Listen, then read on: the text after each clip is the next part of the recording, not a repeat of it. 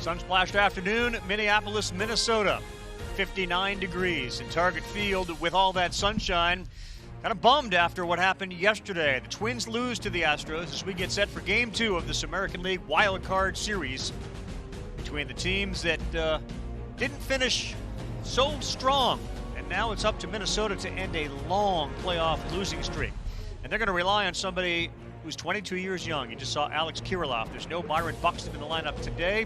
Michael Brantley, big hit yesterday for the Houston Astros. Clutch as they rallied from a 1-0 deficit. George Springer, typically in the middle of everything. Game 1, it was Sergio Romo. Came on in relief. Bases loaded. Jose Altuve walks. Yuli Gurriel scores. We're tied. And here's this Brantley big hit with the bases loaded. He delivers. Slows the game down. Correa's in, and Springer as well. Made it 3-1. They eventually had a 4-1 lead. And Framber Valdez was the story on the mound. He was great. For 5 innings, he did not allow a run. Not since Madison Bumgarner shined in the postseason have we seen a performance like that. Target Field, Minneapolis, Minnesota, as we welcome you back to the 2020 Wild Card Series presented by Hankook Tire. All right, so here we go, elimination time. We got Tim Kirkchin here in the studio with me, and of course, Eduardo Perez. I'm Carl Ravitch. Eddie, yesterday's game really was a tale of 2 defensive plays that really decided the outcome of this whole thing. Yeah, if you want to win championships, you better have pitching, you better have base running, and most importantly, you better have defense. And Alex Bregman, a shortstop playing third base, provided that defense early on, set the tone with this play against Miguel Sano. Yes, speed had to do with it, but agility also with Alex Bregman made that play possible. Now on the other end of the spectrum, you have late inning game, pressure's on. Jorge Polanco has to make a good throw right here. Arraez, no chance at all at second base as his momentum's going one way. Run scores, keeps the inning alive, and when that happens, that's when you get into trouble. A lot of pressure from the Houston Astros with their defense gave them that opportunity to be up 1-0. 7th inning Iran, that's where all the 4 runs scored, and the Twins struggle with runners in scoring position. They may struggle again today. They do not have Byron Buxton in the lineup. They don't have Josh Donaldson for the series. Tim, they are on an historic losing streak, and yesterday after the first inning, you're like, are we going there again? Right. The Twins have lost 17 consecutive postseason games. That is the longest in the history of North American sports and by far the longest in baseball history. 27 teams have won a playoff game since the Twins last did. 10 teams have won at least 20 games in the postseason since the Twins last did. And it's not going to be easy today without Byron Buxton. He might be the most impactful defensive player in the major leagues at any position. Friends and family, Rocco Baldelli, Minnesota Twins manager, showing zero panic. He's comfortable. He's got Jose Berrios on the mound. You see what he did last year in Game 1 against the Yankees. He's been better, and this guy was outstanding. Jose Urquidy gets the ball in Game 2 for Dusty Baker. See what he did last year in 4 appearances, including a start in the postseason. 1-0, 0-9-0. Will the Stars shine today? Guys like Altuve and Bregman. Or will it be the Twins finally breaking that long losing streak and evening this series up? Game 2 is next.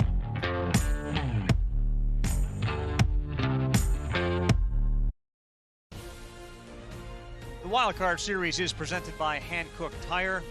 Never halfway. Looking forward to this one. All of a sudden, game is so critical. And, of course, this is the first elimination game of the day. With the National League game underway earlier, Cincinnati and Atlanta, they are 0-0 in the top of the 4th.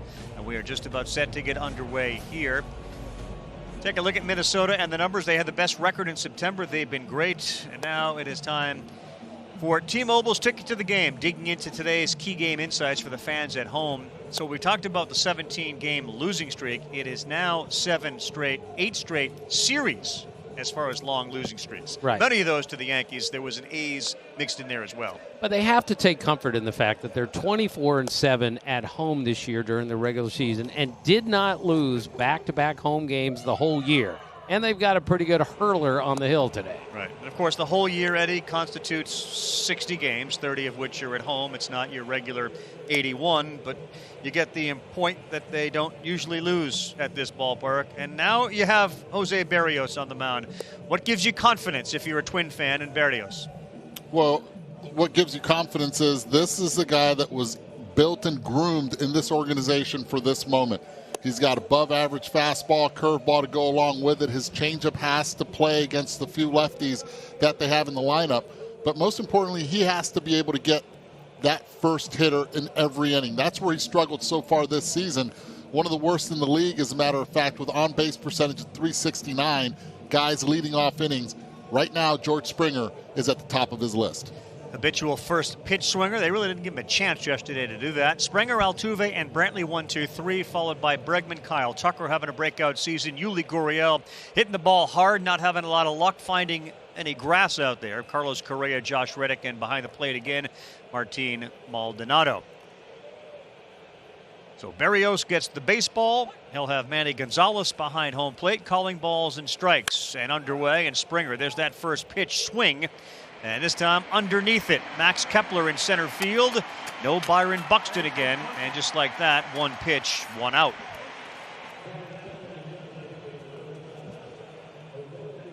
All right, so you got Kepler in center. There's a big story today, obviously. You have a 22-year-old kid, Alex Kirilloff, who's playing in right field, who has never played a game above Double-A.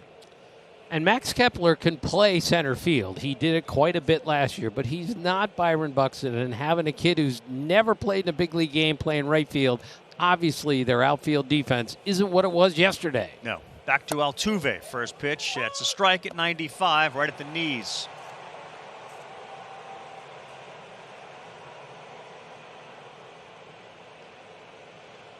Thought it was one of the most productive 0 for 3 games for Jose Altuve this season. Struggled with the bat, has swung a lot of pitches out of the zone, and yesterday 2 walks in the last 2 at-bats, and the last one a big one. He was swinging at those pitches early on in the season. Showed a little discipline yesterday, laying off those. And both were high fastballs, the pitch he's really had trouble with. So, Eddie, you're right. The discipline there was really impressive. That's the 4th time in postseason history we've ever had a 9th-inning go-ahead, bases-loaded walk in a postseason game. And you can remember the other ones because they're hard to forget. Ahead 1-2, Berrios. And another take by the multiple all-star batting champ and likable second baseman of the Houston Astros, Jose Altuve. 2-2. That one hit up the middle. They had the shift on. A rise had to go off of him, and Altuve is thrown out. And a good start so far for Jose Berrios, who has been able to throw strikes, and that was going to be the big question. Will he be able to control his emotions on the mound? He's pitched in postseason play before, but obviously against the Yankees at Yankee Stadium has not provided good outings. He needs to have a good one here at Target Field. So the first 2 down. Here's Michael Brantley, the designated hitter. We've talked a lot about guys and their pulses racing in the postseason elimination game. Not so with this guy. You watch how calm he stands at the plate.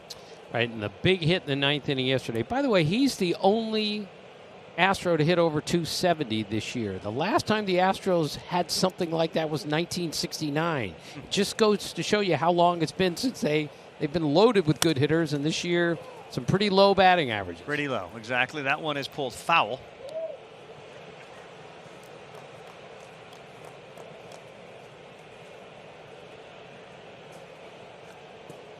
In fact, Ravi, the 5 lowest batting averages ever to play in a postseason game were recorded this season. Think about that.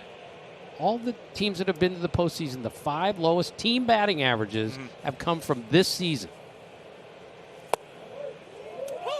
Gets the call. Looked like it was under the zone. Framed by Ryan Jeffers. Brantley looks back and asks Manny Gonzalez. K-zone. If you see pink, it would generally be considered a ball in the strike zone. We didn't see any pink on that one. No, and when Brantley looks back at an umpire, umpires know players. They know what they do. He rarely does that, and you can tell it's a big strike right there from Barrios. And a lot of times that leads to that. Swinging at a pitch that was not in the strike zone. Brantley retired. Good start for that guy in the Minnesota Twins, Jose Barrios. We'll see the Twins for the first time today at the plate after this.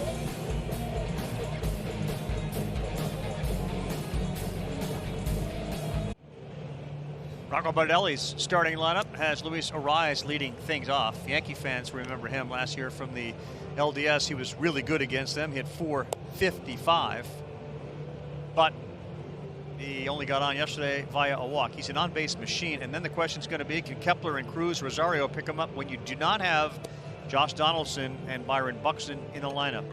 Not the way you'd want to go into a game if you were the Minnesota Twins. You're missing two of your defensive forces and offensive stars.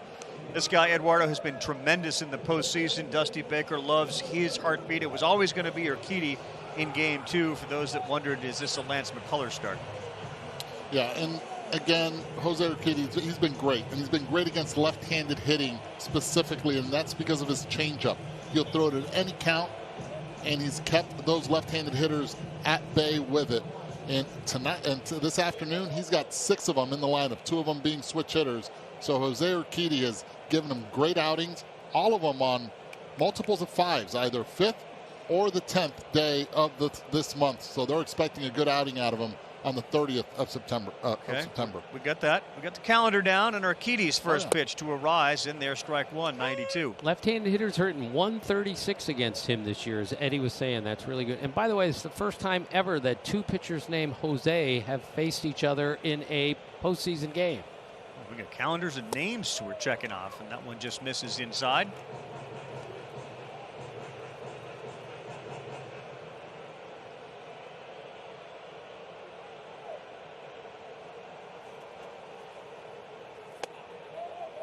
This is down. 2-1.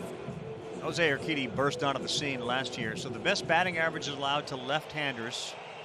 Right-handers in the 2020 regular season. And there's Urquidy at 136. How about that? You look at those names, and 2 of them did not make the playoff, the postseason, and 2 of them won't be eligible for this wild card. Dakota Hudson actually having Tommy John surgery a few days ago.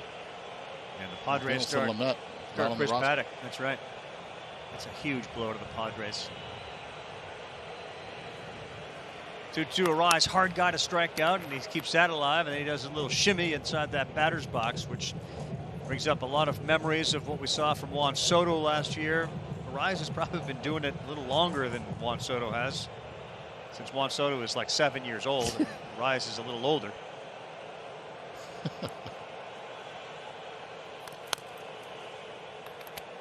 Dusty Baker went on and on about how this kid knows how to pitch. And when you can make stuff up as you go, and that's kind of who he is. If things aren't working, he can figure something else out. Not a lot of pitchers are that flexible these days, and it's a real tribute to him that this isn't working, I'm going to try something else. Look, I'll tell you this right now. If you're Jose Urquidy and you're trying to strike out this guy that you're seeing on the screen, you're in trouble. You're going to go through a long at bat. The trick is try to get him to put it in play as soon as you can, and it'll save you maybe even an inning of work later on in the game. He had 1 strikeout in his last 15 games. He didn't strike out yesterday, so it's 1 in his last 16 games. And 11 strikeouts all year, which is amazing, because in a regular season, 150 guys strike out 100 times, and this guy just says, I'm putting it in play. Already leadoff hitter sees 9 pitches, and there's a strikeout at 95 into the glove of Martin Maldonado. Good battle won by Urquidy. Really good battle. We didn't see his patented changeup a lot in this at-bat. What we did see, though, was the fastball and curveball. And the fastball working again. He's sneaky. See the velocity right there, right over the top. One thing that the Houston Astros do well is they use their effective velocity better than any other organization. They teach it at the minor league level, and the pitchers are ready to be able to use it at the major league level. Eddie, as a hitter, explain sneaky fast with his fastball. Okay, sneaky fast right there. You saw that last fastball was 94.5 miles per hour from Jose Urquidy. But when we use the analytical term of effective velocity, that 94.5 looks like 97. Like that one's just quick over the top. Exactly. You think you see it at one angle, and next thing you know, it appears to rise late. It appears. We all know it doesn't, but it keeps the trajectory in the same path. Max Kepler walked twice yesterday. He got to bounce around the lineup a little bit. He's batting second today, batted third. He's hit leadoff a handful of times this year for Rocco Baldelli and won't chase that one up in the zone.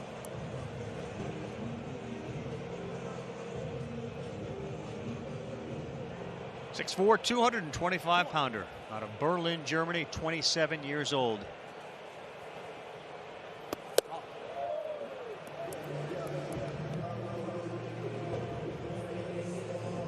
Who said this isn't an international game? Germany at the plate, Dominican Republic on deck, Mexico on the mound, and Puerto Rico receiving the Mexican hurler. That's outside. You can hear the call from Manny Gonzalez. Ball out, and Kepler, like yesterday, had a couple of walks. He's aboard with a walk here. And here comes Nelly Cruz, the designated hitter. The ageless wonder that is Nelson Cruz. Just think a lot of times players get older and power disappears. Not the case with this guy. He's been incredible. He's been great in the playoffs. 287, 17 homers, 36 RBI, 357 on base in 45 career playoff games. That's been with Texas, Baltimore, and Minnesota. And only Albert Pujols has more postseason homers among active players with 19.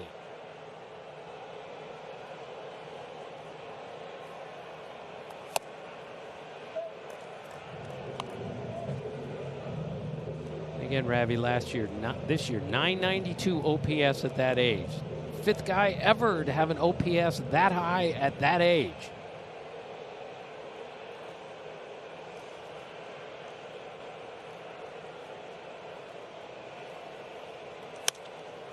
This one is into right, shallow. Reddick looks at the wall. He's able to make the catch. Unfamiliar with Minnesota, of course, but he was able to look at the wall and the ball and field it for the second out. Yeah, and I love that you just said that, ball, wall, ball, and we've heard Doug Glanville say it a lot, and Josh Reddick, known for his defense. Watch how his eyesight stays on the baseball, and then he realizes where he is. He takes a peek right there to see where the wall is, understands exactly where he's at, continues to chew that gum, relax, makes a play, make sure he gets that ball right back in to the infield. Good work right there by Reddick. He can play baseball and chew gum at the same time. He clearly learned that. I can't do that. I could not do that back in the day. There's Eddie Rosario. You wonder how he and the rest of the Twins slept last night after seemingly having a game in their grasp, and then there was some walks, then there was an error late, and they ended up losing it for the 17th consecutive time they lose a playoff game. And they'd never lost a home playoff game allowing 3 unearned runs. That's how important that error was in the 9th inning yesterday. Guys, look at Miguelson know how close he is to on deck to the hitter. Sky high, and that's going to find the empty seats down the right field line. Yeah, you're right, Ed. If you look sort of over the shoulder of Rosario, Sano creeping into the picture.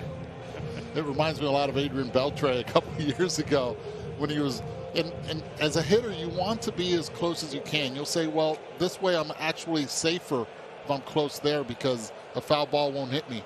But you get a better angle of what Jose Urquidy is doing. If Martín Maldonado sees him that close, he would let him know, and he would let the umpire know he's got to get out of there. 0-1 hit hard. Altuve ranges to his right, flips, and that's off the mark, and it's the Astros who make the error today as Altuve forced Gurriel off the bag And now the Twins will try to take advantage of an error on the second baseman. Yeah, not a good throw by Jose Altuve, but at the same time here, Yuli Gurriel has to know also right here that he has to be able to get off the bag, not try to stretch, and still has plenty of time, most likely, to get Rosario. If he stretched towards second base instead of waiting until the throw dictates where you're going to stretch to. Never stretch a little bit first. towards his left. Exactly. Move your feet first and then stretch. See, Altuve's body was taking him from left to right, and the throw went from left to right. And now an opportunity for the big fella, Miguel Sano, with 2 on. Similar feel to the first inning yesterday when the Twins threatened and Bregman came up with a huge defensive play. Ravi, as we said yesterday, the Twins and Astros tied for the fewest errors in the major leagues this year with 20. The Astros have led or tied for the lead for fewest errors 3 years in a row. Last team to do that in the American League was the Orioles in the 70s, so they don't make very many mistakes. 4 errors coming in the last 27 games. Sano had a hit yesterday.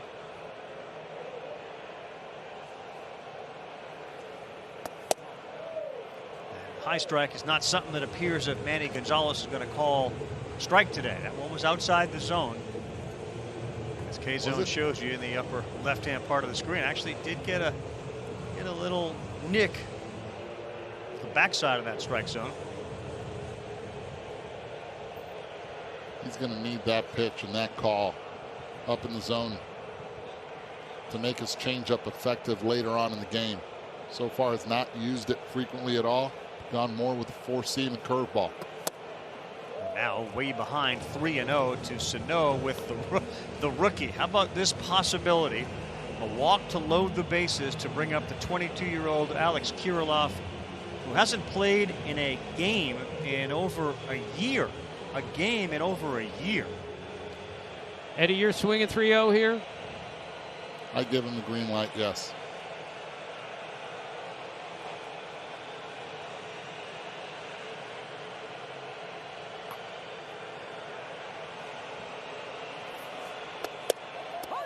There's one at the top of the zone. Again, they're not going to give in on Sano. They'll stay with the scouting report. A very good low ball hitter. Has power to all sides and all parts. They were 0 for 7 yesterday with runners in scoring position. Sano, exit velocity, hard hit, amongst the top on the team and in baseball. Seen a number of his balls travel 440, 450 feet. And yet contacts and issues struck out 44% of the time this year, second highest rate in the history of Major League Baseball. Keon Broxton, 46% last year. 3-1, slider away, ball 4. Urquidy looks in, wondering where was that. And now the loaded. Call by Manny. How about this? I remember my first at bat in the regular season in July, and my heartbeat was like I had never experienced it before.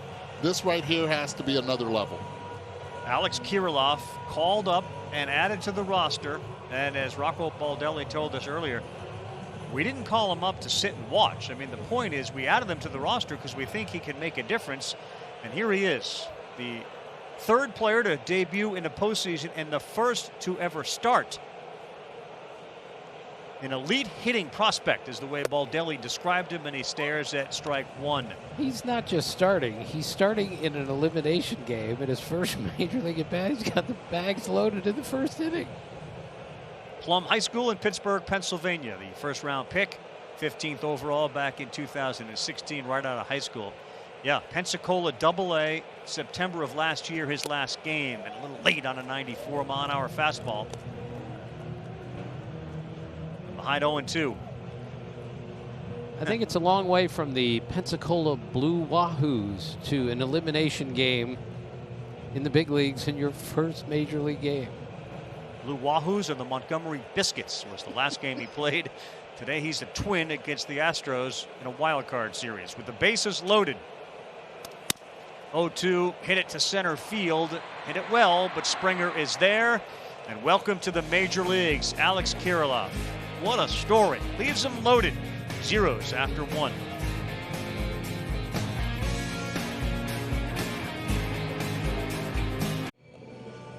Twins manager Rocco Baldelli joins us now. It is 0-0. You're looking at Alex Kirilloff. Great opportunity for you, Rocco, to explain how he found himself in the middle of this. He comes up with the bases loaded, gets the bat to the ball, and flies out. It's an incredible story. Tell us why Alex Kirilloff is playing today and what we should look forward to seeing from him. Well, I'll tell you this. He's a young player. He hasn't had major league experience, but he's a really talented young man, and he can really swing the bat. He's a guy we thought so highly of. We carried him on this roster, and frankly, if we're going to carry him as a guy like that, we're going to want to use him in certain spots, and this is one of those spots. I'm looking forward to watching him play today. For Twins fans that found out late this morning, perhaps, that Byron Buxton wasn't going to play, what's the latest on his condition? Yeah, Buck is not able to start the game today. Firmly understand that everyone is going to want to know exactly what's going on at this moment. I'm not going to be able to get into the details of why he's not going to be able to play, but he's physically not at 100%, and so he's not going to be out there. And it's the right move. And in time, we're going to learn more. We're going to continue to learn more as this game goes on and throughout the day, and hopefully we get a win today, and we have a discussion later on today and tomorrow morning. Okay, so that does not take Byron Buxton out of the equation for tomorrow if you guys were to win this game.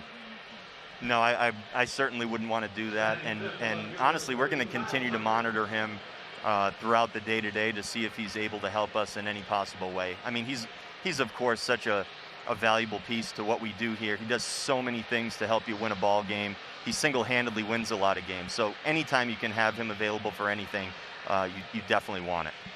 Rocco, you've been great at home. Last question. You haven't lost 2 in a row all season, albeit a short season. How would you describe the Twins team and the way they approached this game relative to what you saw after the game and today pregame? Yeah, we approach every game the same way. Our guys prepare and are able to focus and are able to wipe clean anything that happens the day before, whether it's good or not so much. That's a heck of a play right there. Yeah. Sure is. Berrios bounces off the mound as Tucker tried to bunt into the shift. Heck of a play. Wow. Yeah, our guys are ready to go. You're going to lose games. We played a good close game yesterday. We weren't able to execute and get it done, but our guys are ready to go today, and it should be a fun afternoon. All right. Well, I assume this is going to be a long managerial career, Rocco, and we certainly wish that the case. But when you're ready, TV seems to be in the future as well. Thanks so much, bud. Great talking with you guys. Thank you. See ya. And guys, that right there was an ay papa moment from Jose Berrios. Again, he knows that the third baseman's not there at all. So he's playing that position after he delivers an easy 1-2-3 inning in the top of the second due to that defense by Jose Berrios. Eddie, you keep going, brother. You take it to break, Eddie. Take it. Ay papa. On the day where Roberto Clemente hits his 3,000th hit, 48 years later, he makes that play. Dusty Baker said it was loud in the locker room yesterday. It should be loud. Hasn't been in a while. Dusty's been in a bunch of locker rooms that have been loud. First manager to take 5 different franchises to the postseason. This is his 10th postseason as a manager. He, of course, has been to a World Series. He's looking for his first World Series title. He's one of our favorites, and he joins us now. Dusty, so in a wild card, you took me back to 1981 during that strike-shortened season. You've experienced something like this before. How important is Game 1 in a best-of-3? Well, it's very important. I'm telling you, it's like 1/3 of your season, and then today is like 1/2 of your season. So every game is big time. You can't get down 2-0 like you can in a 7-game series, or down even 2-0 in a 5-game series. So that game was yesterday was very, very important. Dusty, you've seen just about everything in your life in baseball. Have you seen anything that comes close to what this whole season was about? No, not at all. I mean, I've never seen anything like this. I thought I had seen everything, but they say you come to the ballpark, you don't see something new almost every day. And I tell you, it's been different for us on the road. You can't hang out, you can't go out, you can't go to dinner or have drinks or one thing I've noticed, I've saved a lot of money. I am serious about that because, like, every day I'm like, man, where'd I get all this money from? Same money I had yesterday. Because all you do is go back to your room, you know what I mean? Dusty, yesterday you went analytics but also gut feeling. You left Valdez in against the right-handed hitter. What was your decision making there? Was that the eyeball test, or was that like, well, you know, that was the middle innings as far as he was concerned. It was the ninth inning in the game, but it was the middle innings, you know, for Framber, and he's usually better between 50 and 100 pitches, and that was his, you know, fifth inning. He's the guy that I had that was the best guy that could throw up a double play. You really didn't need a strikeout because we were still in range, you know, to tie the game with the homer. So I needed a double play out of Framber, and he's a heck of a double play man. Boy, this wind's gonna cause a little havoc today because I can tell you the flags are blowing one way, but they tell me they're going the other way in the outfield. So this is going to be a real test for us in the outfield. Give me a little scouting report, so because we're not there. So the wind is blowing which direction?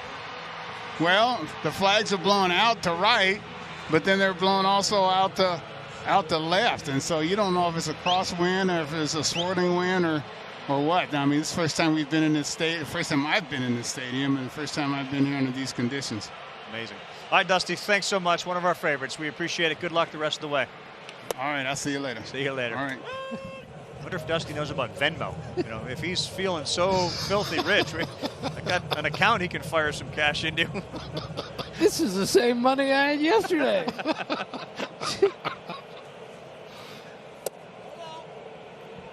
And in these stadiums, that's the key. When the flags blow, if it's usually to right field, and because they're so high, it swirls around, and it gives you that bowl effect where then it shoots out the other way. Astros had not played one game here this year, so it's a learning experience as they go.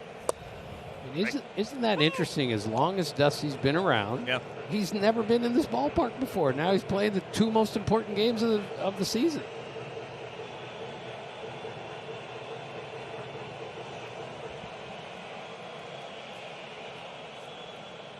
Polanco and Gonzalez both retired. This is Ryan Jeffers, the 9-hole hitter, behind 1 and 2, and he fouls off a fastball. You consider Dusty to be one of, if not the most interesting man in baseball? Joe Madden's in right there too, but as far as being wise and worldly and having seen just about everything good and bad, I would put Dusty at the top of the list, and no one, and I mean no one, tells a better story than Dusty Baker. Good pitch and a good inning for Urquidy. He backs up Barrios. An update on the other game that is going on right now as we continue.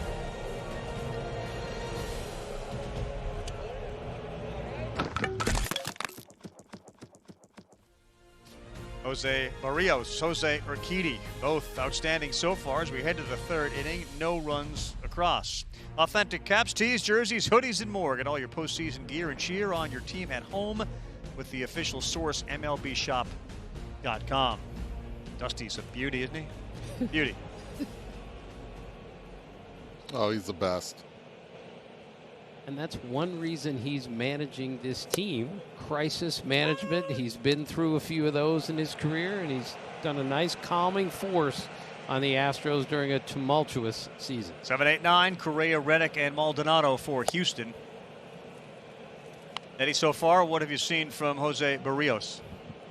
First hitter, that was the thing that I was going to be watching, how he's been able to keep his composure and be able to throw first pitch strikes. That struggled this season, trying to get that leadoff hitter in the inning from reaching base. And that's what gives him the opportunity and the mojo to move forward and confidence of throwing any pitch at any time. Right there, that's a hitter's count. 2-1, all of a sudden he goes with the curveball and feeds off Correa's aggressiveness and now evens the count at 2. I'm not sure there are hitters counts and pitchers counts anymore with the way these guys mix it up. It's confusing for a hitter.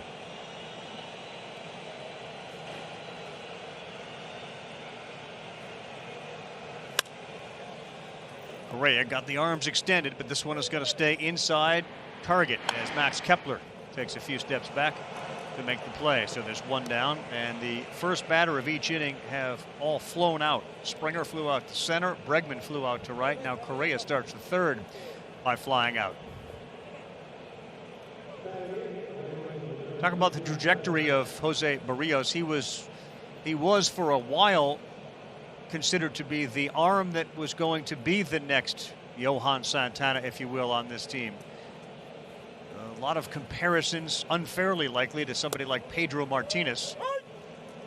And now that Kenta Maeda was brought in and started, he doesn't have to maybe be that guy, and maybe he ends up being that guy. Kenta Maeda was the ace of the staff this year, but Barrios is a pretty good two. It's pretty good too, and when he got to the big leagues, Jose Barrios was tipping most of his pitches, especially the curveball. It was a fastball, curveball. He would sprinkle in the changeup once in a while.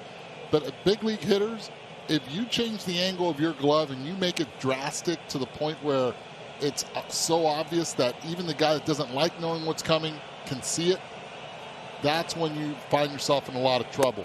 He was able to make that adjustment, and that curveball now works in a big way. Josh Reddick took his time leaving. You take a look at K-zone. Do you see any pink there? We don't, but he gets the call, and he picks up his second strikeout of the afternoon. A couple reasons why they carry 4 catchers, the Minnesota Twins do, but there Jeffers does a nice job of letting the ball travel. Doesn't reach out and keeps that angle, stays low. And not only does he fool the K-zone, but Manny behind the plate, giving him a generous zone. Worth repeating, Ravi, the Twins used all 4 of their catchers in one game yesterday.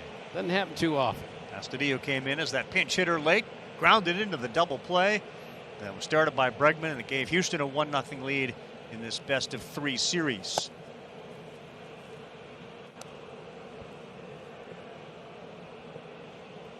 Martin Maldonado tweaked his knee late in the regular season, the 60-game regular season, and Dusty, prior to the wild card series, was very concerned Maldonado wouldn't be able to play. It even looked like yesterday maybe he tweaked that leg a little bit, but he's back here in the lineup again for the Astros. And as Dusty said, arguably as important a guy as we have. Like, we are in big trouble if we don't have Maldonado. He calls a really good game, and he can really throw. I told Eduardo that his nickname is the Machete. Did you know that? I heard you break that news to Eddie, yeah. Of course, it was the other way around.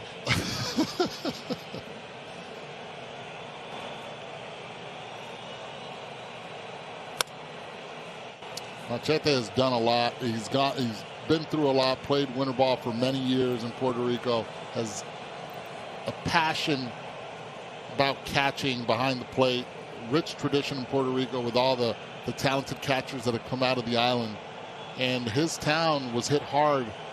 That was the entrance of where Hurricane Maria came through, and he's done so much for his hometown down in the southeast. Another 1-2-3 inning for Jose Barrios. He's been lights out so far.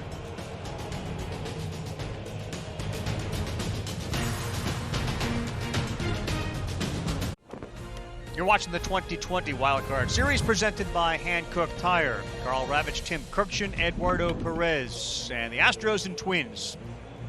0-0 has been a very good pitching duel so far, early as it may be. Jose Barrios and Jose Urquidy.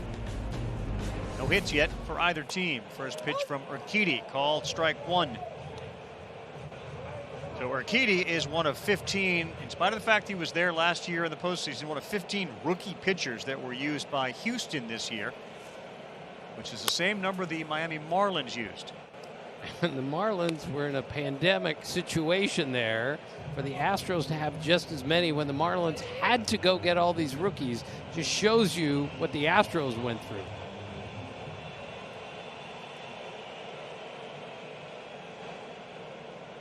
It was a rise. 0-2. Fouls one off. All right, so who sees the comparison at all between Juan Soto and Arise? Watch one, watch the other. It's after the pitch is thrown. The stare of Soto right to the pitcher. The footwork of Arise. A rare strikeout the first time up. This one on the ground to Altuve. That time he sets his feet and gets the out. Let's get Kevin Connors involved. Kevin. Ravi, time for today's wild card roundup brought to you by Coors Light. Trevor Bauer is the likely NL Cy Young winner. He's been sensational today in the series opener in Atlanta. 5 scoreless, 8 Ks, but Ronald Acuna currently on third. And a called strike Max 3 been great taken too. by Scoreless Duvall. over on ESPN. Bowers. They brought the infield in, did they? And Marcell Ozuna is up, and he just popped out to the catcher. So a huge out from Bauer with Acuna at third. Marcell Ozuna couldn't get a ball to the outfield to bring in the first run of the game. It stays 0-0 with 2 outs there at the bottom of the 6th. And now Max Kepler, who walked in, was stranded at third base. His first time up. He's in center field today again. If you're just joining us, no Byron Buxton in the lineup for the Twins.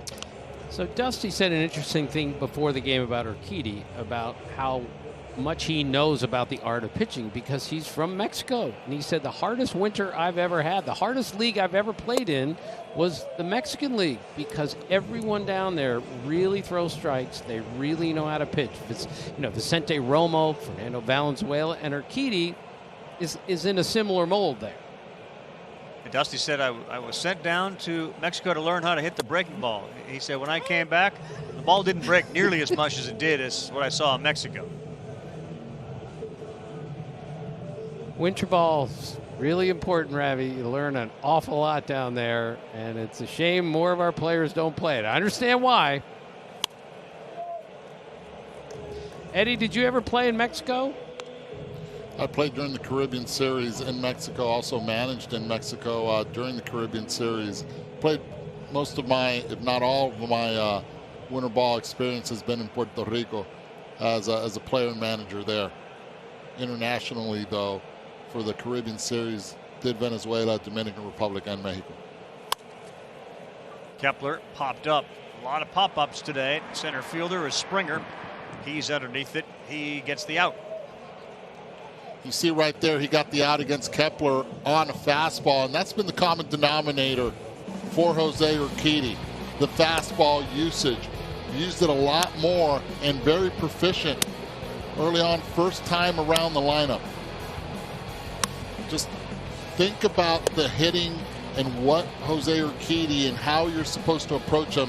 He's got a very good changeup. He uses it to righties and lefties, and yet he's gone against the grain, against the report, using that fastball effectively at a high rate.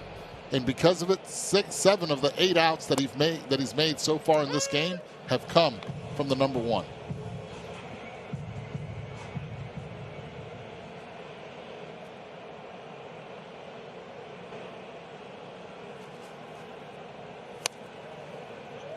Nelly Cruz behind 0-2.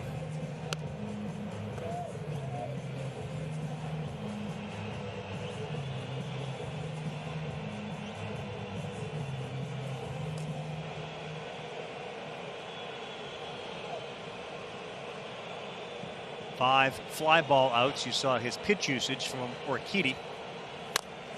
And this will be a ground ball over the head of the pitcher. Altuve's got plenty of time, and he gets Cruz. So yeah, through 3, we got ourselves a Jose showdown. Speaking of Jose, Altuve bats second when we come back.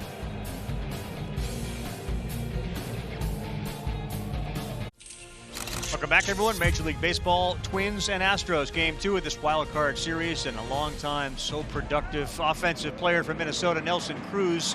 You see him there walking through the dugout, kind enough to join us with an earpiece and a microphone. Nelly, Carl Ravitch, Tim Kirk, and Eduardo Perez, thanks so much for doing this. This is such a unique thing for us. You tell us, because we're not at the ballpark, what you're seeing from Jose Urquidy today on the mound for Houston. Well, he's getting ahead early in the count, with his fastballs. Second time around, it seems like he's working more on the breaking balls. You tell me also, Nelly, what about yesterday was surprising to us? Twins don't make mistakes in the field, and you win at home. You've been around these guys. You tell us what the attitude was going into today's game after a hard loss yesterday. Well, I mean, we have to look at it that way. It's another loss. You know, it's hard to bounce back today and get the job done. We're very confident because we have Berrios on the mound. So we just need to get the offense going. Nelson, it's Tim Kirkjian. I spoke to you this winter, and you hit every morning and you hit every afternoon. Is that normal for you when games aren't being played for you to hit that much? I'm sorry, what was it? You hit every morning and every afternoon while games were not being played. Is that standard for you to hit that much? Well, I mean, it's just another game, you know. I guess it's kind of earlier than what we normally play, but we understand it's a postseason, so we're all excited about it. How do you handle the nap situation? I understand you like to get a nap in. How do you do that when the game starts? It's like feels like the morning. I take my nap today. I make sure I fall asleep early, and then I come to the park early enough so I can do my job or my workout, and then find a way to get my nap. Wait a minute. So you took a nap early, but didn't you just wake up from your sleep? Well, I mean, I fall asleep like at 10, okay, and I get up like at 7, and I was at the stadium before 8. So I make sure, like I say, I do my job and all the workout, so I can take my naps. You know, that's really important for me. Oh yeah, mi hermano, you're a designated hitter. Everybody else is out on the field. How do you stay loose from at-bat to at-bat? Because mentally, it's a grind. I've been in it, and it retired me. How do you do it? Well, I don't like to see it during the game. So you're going to see me moving around. When I know I'm going to hit, I go in and take a few swings in the cage. But that's my routine, I guess, moving around every seat. Take a look at that pitch again as we watch George Springer upset with the strike zone of Manny Gonzalez. It looked like it was a little bit outside, and he got pretty vocal about it. He's still griping out there, and that ball, Jeffers brings it back 96 miles per hour. It was not in the K zone at all. And he's like giving them the no way. A lot of frustration, not only from the Astros side, but also from the Twins side when it comes to it. But Ryan Jeffers is letting us know why he's behind the plate, stealing pitches and making it difficult on Manny behind the plate. See, Nelson. We as a player have to understand also. I mean, if that's the strike zone, we have to go there and battle. You know, make sure if we have to spend the strike zone a little bit more, you got to know that. Nelly Cruz joining us. Nelly, you have a player in right field who hasn't played a game in over a year. He's 22 years young. You have been so great in the postseason, let alone the regular season. I don't know if you had a chance to talk with him as Altuve hits one to short and is out, but what would you tell him about dealing with all of this? This is a hard thing, I would imagine. Definitely, it should be hard, you know. First game, have to be in the playoff. But we're confident. That's the beauty of the game, you know. And beauty of us, the organization, we're really deep with the guys in the minors and our prospect. And that's what the game called today to do, you know. They are there today, so I tell them just to have fun, enjoy the game, and go get it, you know. 2 men down. And Michael Brantley. Who was Go ahead, Eddie. Does he realize in right field that he does not get any service time for any of these games? Well, I guess I don't know how that works, but I guess he got one day in the big leagues today. So.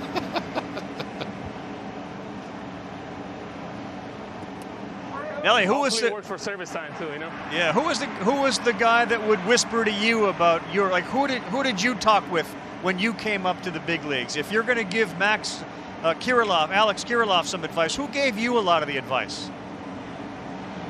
I was humble and great enough to have Michael John on my side when I was at the Rangers, and he was a great leader. He always give you good advice. He always positive, and that was the guy that I tried to be like. Michael Young of the Texas Rangers. Yes, sir.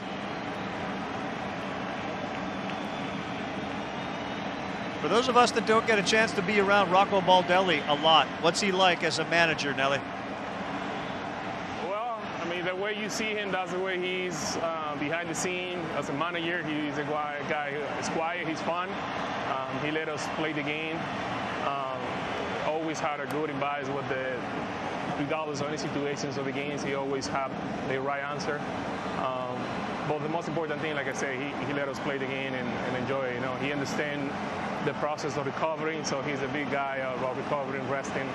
Do your job and rest. If you need to hit, you hit. If you need to take ground balls, take ground balls. We are professionals. That's the way in the big leagues now. So. Nelson, you guys didn't lose 2 games in a row at home all season. How comfortable are you playing in that ballpark? What ballpark, sorry? Your part. You didn't lose back-to-back home games all season. How much comfort do you get playing at Target Field? Well, I mean, the record shows that we're a much better team at home than on the road. So we really believe and we're really comfortable at home. Like, I mean, if you ask any team, they always play better at home, and that's the case too. So we're waiting. We're waiting for the home run, Nelly. We want to see the bathrobe. We want to see that. For people that don't, I got it somewhere. It's somewhere here. You got it somewhere. I will bring it. When you show it to us, and we're now seeing it on TV. I know you're not showing it, but we're showing it on television. What's the story behind the bathrobe? Well, I don't know how Donaldson get a deal, so we all get the rope. And I wasn't playing that day. I remember we played the Tigers last week, and I tell the guys I'm gonna bring it out, and everybody was like, "Nope." So I did, and I keep it here. I was like, the first one to hit a homer, I gotta put it on, and that's what happened. The homer robe. Well, I will bring it in a row too.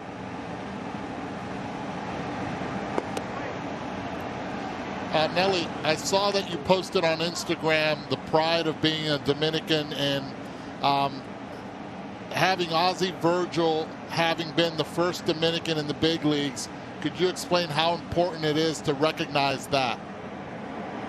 Well, for us, Ozzie is like Jackie Robinson. You know, he was the first one to break the collar, and for Ozzie, he was the first Dominican, you know, who open the door for us as a Dominican. So we all have to admire that and respect that, and that's why we that day we honor him.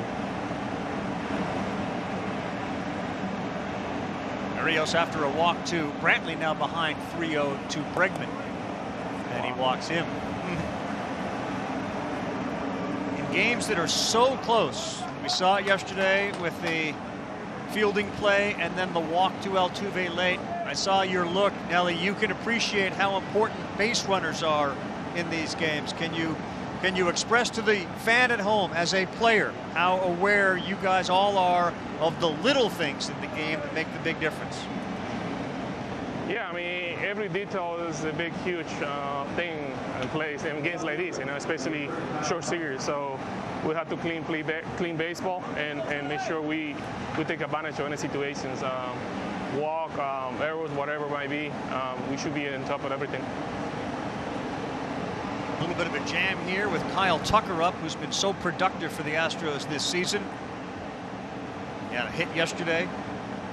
And Jose Barrios, for the first time, got runners on the base, and he's got 2 of them on.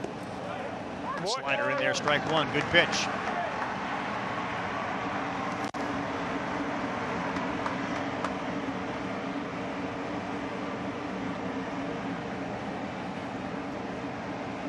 Nelly, if you would otherwise get involved verbally in the game, feel free to encourage your players. I don't want to interrupt what you would otherwise be doing. We don't want to get interference here. You do what you would do.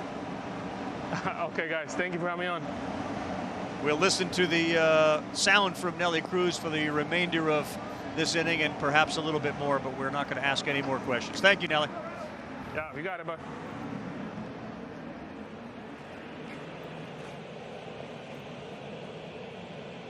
So, Eddie, during the interview, have you seen anything with Barrios that would cause you to wonder why he's all of a sudden lost the strike zone a little bit?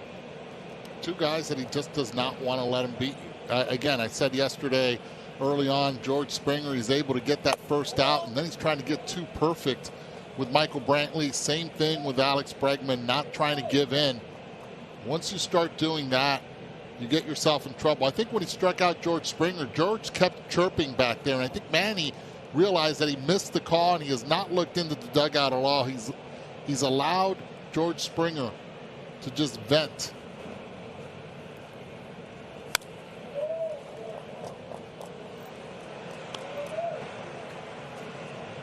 George was pretty warm after that strike call. I don't blame him. I get it. You're in the heat. You're in the grind right there. You're in the heat of the battle. Then all of a sudden you get a pitch that's outside, called strike 3. There's no coming back from that.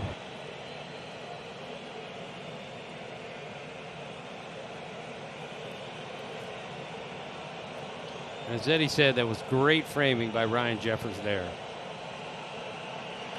2-2, big pitch. Kyle Tucker, 4th inning, 0-0, 2 men on. And he got jammed, but this one is a seeing eye single. It's going to get through, and the Astros see Brantley come around to score, and they lead it 1-0 as Kyle Tucker delivers the first run of the game.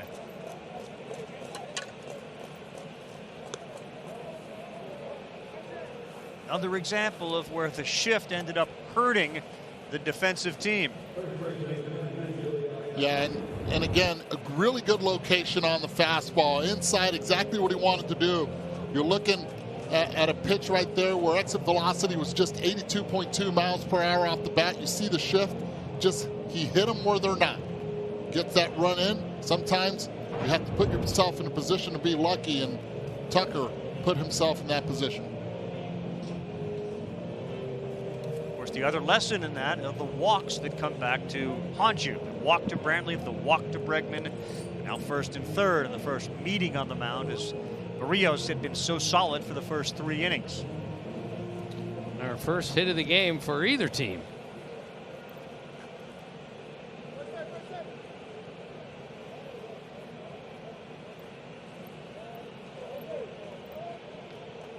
Now another dangerous hitter. You know, the thing you've got to remember about the Astros, in spite of their under 500 record and in spite of all that has gone on with this team, you have Springer and Altuve and Brantley and Bregman and improved Tucker, Yuli Gurriel, Carlos Correa. We asked this question yesterday around the 5th inning when they were down just 1-0. Why not Houston? If they're going to get good pitching performances, why not Houston this year in the postseason?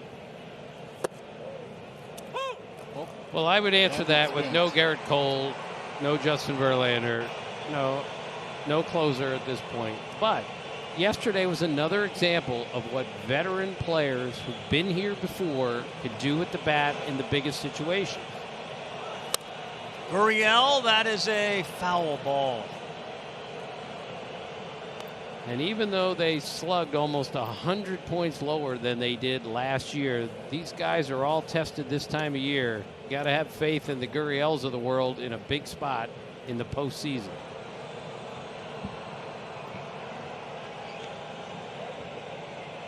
They may have had a little bit of that bravado knocked off. They're still the same guys who are talented. If you think that they don't have talent, this group, come on.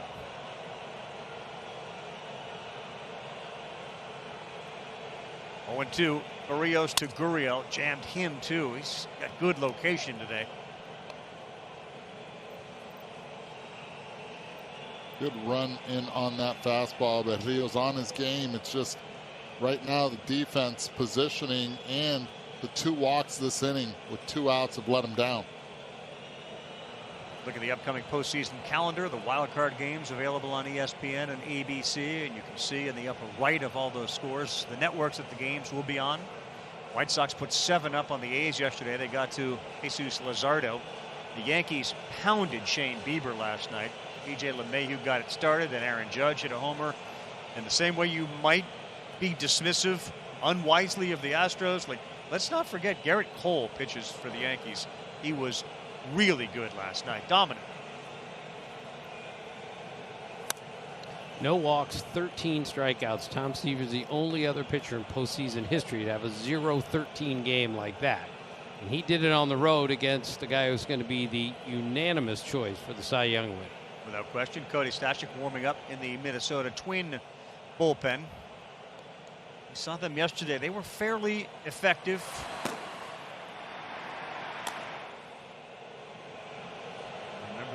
grimace from Nelly Cruz when that second walk was issued to Alex Bregman. We just realized we can't be flirting with this stuff. And here's Gurriel, 0-2 again. That's high at 95.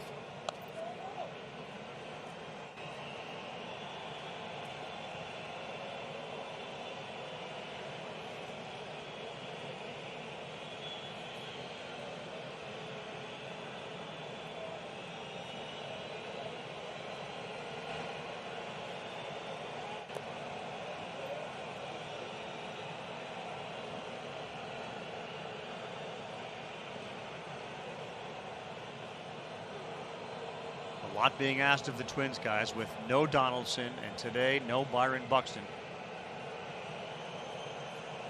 Their offense has been very quiet through the first game, and now 4 innings. Another jam shot, this one to third across the diamond, and they retire Yuli Gurriel. That does it in the inning. Houston gets the first. It's 1-0 as we'll see Rosario, Sano, and Kirilloff after this.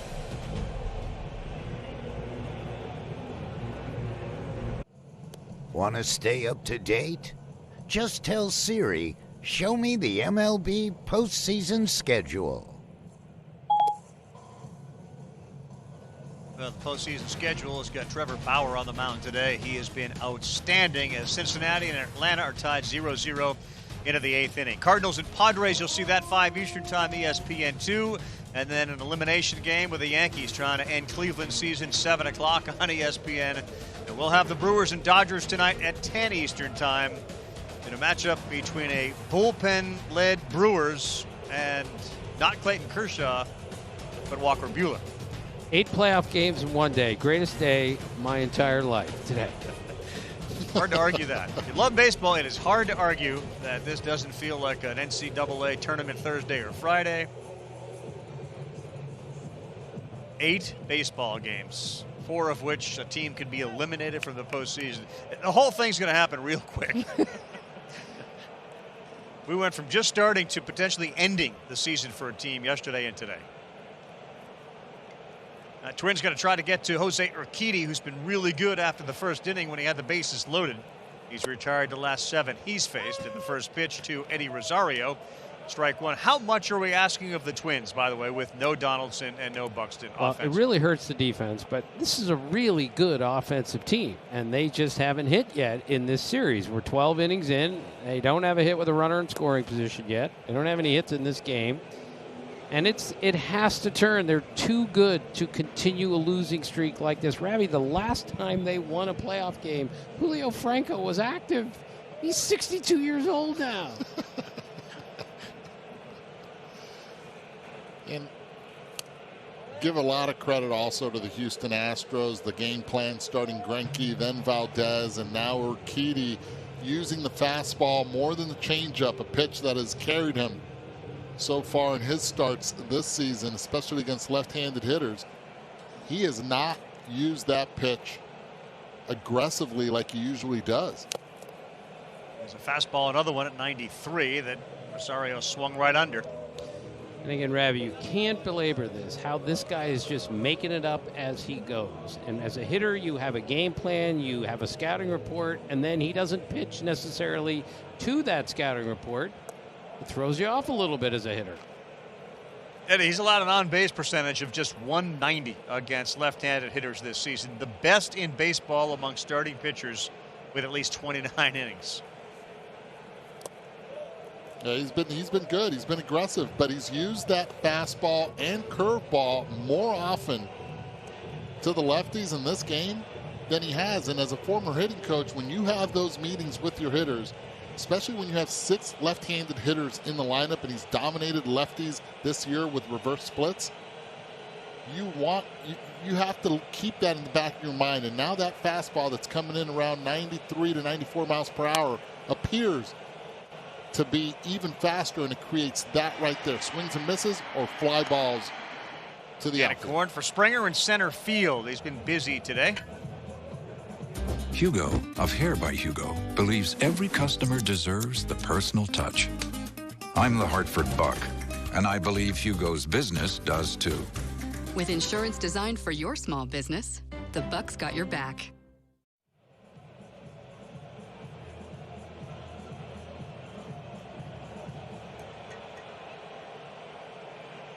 6 fly ball outs for Jose Urquidy. Now he gets Miguel Sano.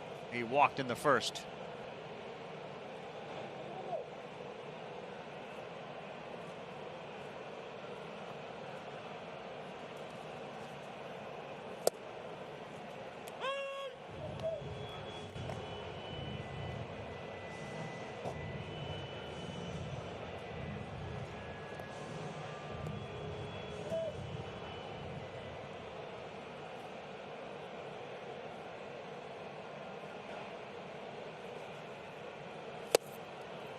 About that slider down, and then 93 up at the top of the zone. He gets Sano to swing and miss. Now I'd be surprised if the next few pitches are out of the zone to try to get him to chase. Sano, prolific strikeout hitter. You get him 0-2, there's no need to make any mistake in the quadrant. That's one. Now here comes most likely the slider down and away.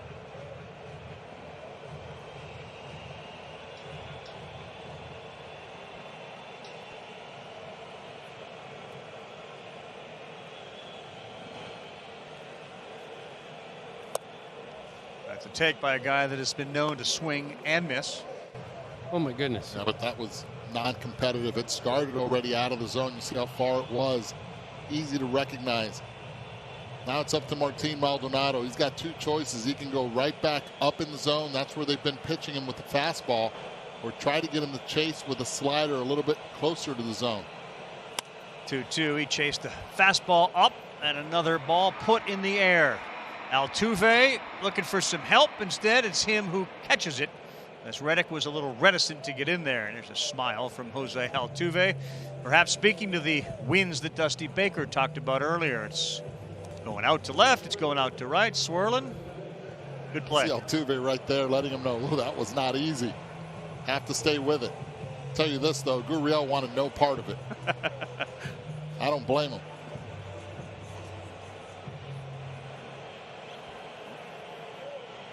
This brings up Alex Kirilloff. Watch right here. You as an infielder, you call it and you wait and try to wait until see if you hear the outfielder. He doesn't hear him at all, so he continues to go after it. Reddick was like, no, you can take that. You're hoping to hear the outfielder call you off there. Oh. I'm just happy when I played there was none of the outs above average stat or anything, or jumps off contact, because I used to jump the other way. I had great jumps. They were just the wrong way on purpose.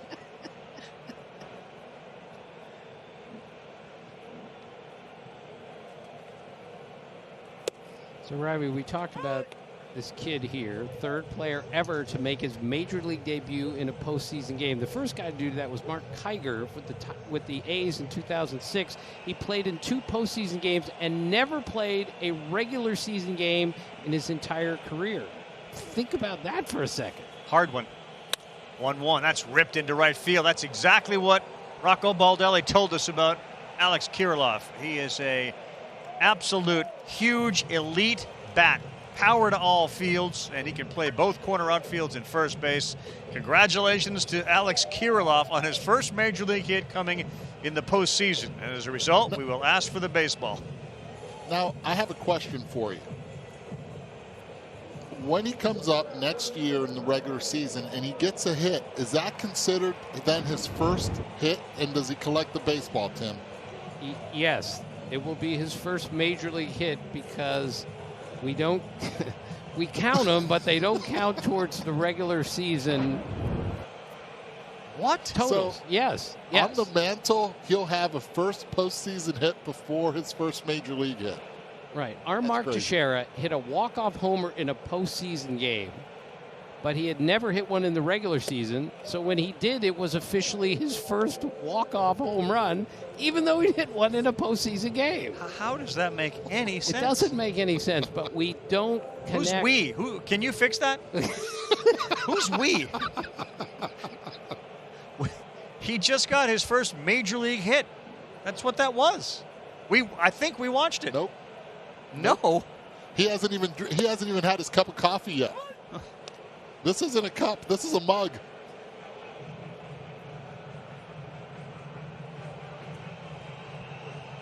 I don't make the rules. I'm just telling you, this is how it works. We don't combine postseason and regular season stats as a big group. We have them separate.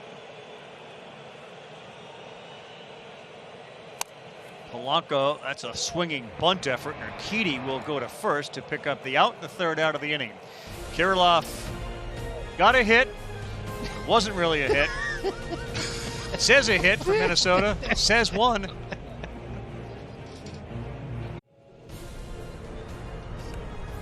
Want to clap or cheer for your favorite team, even when you're not at the ballpark? Cue the clapping and cheering. Now you can with MLB's Cheer at the Ballpark. Visit MLB.com/cheer for a full list of cheerable games and let your team hear your excitement from home. Heard a couple of players now with some family and friends allowed into the ballpark, just kind of looking around and recognizing how nice it is. And speaking of cheering, Nelson was watching as Kirilloff got his first hit.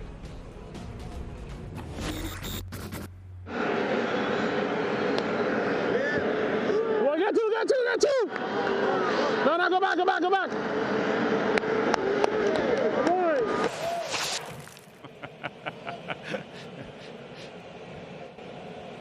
No two, but one, as Alex Kirilloff picks up a hit. I didn't even know what to say. Picks up his first hit. Well, of course, we're going to remember it as his first hit, but it's not going to be recorded that way in his regular season. Derek Jeter had 3,465 hits. He had an extra 200 in the postseason, but they're not added in to his regular season numbers. Strike to Carlos Correa, 7-8-9, due up here in the fifth inning, a 1-0 game. Houston, after two walks last inning to Brantley and Bregman, Kyle Tucker delivered the first run. That one is hit hard in the hole, smothered though before it got there by Marwin Gonzalez. But that is going to go as a hit for Carlos Correa. And now we get to see that first hitter on base for Jose Berrios. You want him pitching from the stretch. Here, Marwin Gonzalez doing the best he could, going to his left, not being able to make the play. Again, sure-handed at every position in the infield. Super utility player, can also play the outfield. But it's a play he makes that play, and I wonder if the loss of Donaldson defensively at third, the loss of Buxton in the outfield is going to come back and haunt the Minnesota Twins. And not an easy play, Ravi, but a much easier play for Josh Donaldson than for Marwin Gonzalez. And I think he makes both of those plays these last 2 days.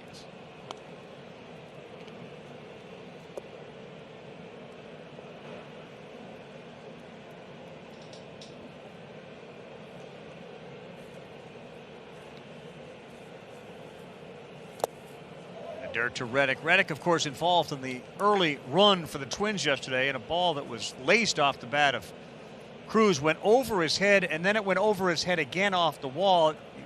Watched that replay several times. It was almost like he was in no man's land, too close to the wall, and didn't go after it as if he had a chance to catch it.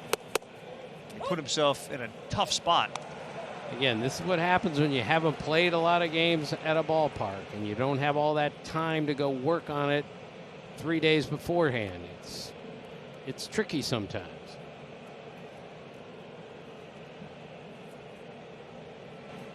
Josh Reddick has played in 62 career postseason games. The 1-1, that's inside. A bumpy season, a 20% strikeout rate, which was the highest of his career.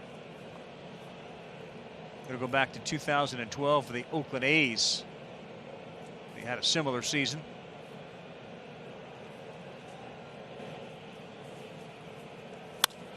This one he hit to right center field. Kirilloff is going over. Sliding catch. Alex Kirilloff. Max Kepler gave way to the rookie right fielder, and he comes up with a web gem. Well, that was one very good communication, two going after it right there. Saw Kepler going behind, Kirilloff going after the baseball. Communication's great as Kepler is already on the left field side of the ball, and Kirilloff knows this. He goes after it, nice stretch. letting Rocco Baldelli and the Minnesota Twins know one of the biggest reasons besides his bat why he's in there. Calls it off, never takes his eye off it.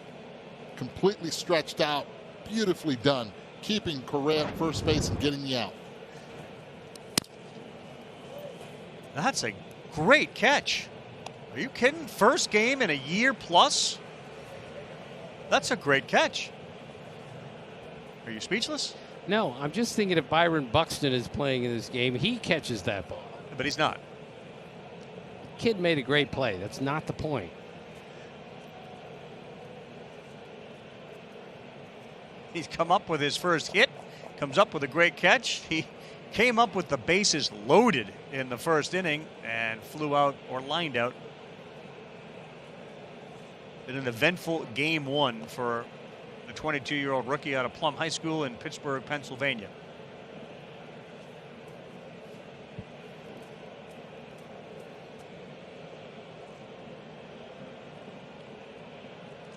It's a great play.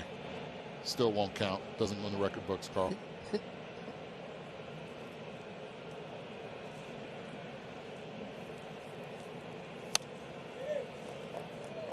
Correa's velocity has not diminished at all as Stashik continues to loosen and throw in the bullpen.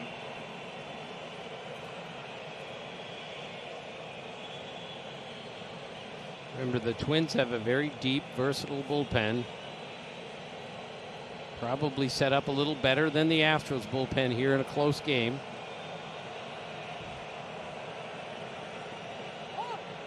Rocco Baldelli and Wes Johnson, his pitching coach, discussing strategy. Rios has been really good today. Those two walks haunted him with the Kyle Tucker single, but that's it. And the 0-2 to Maldonado. That's outside. 1-2.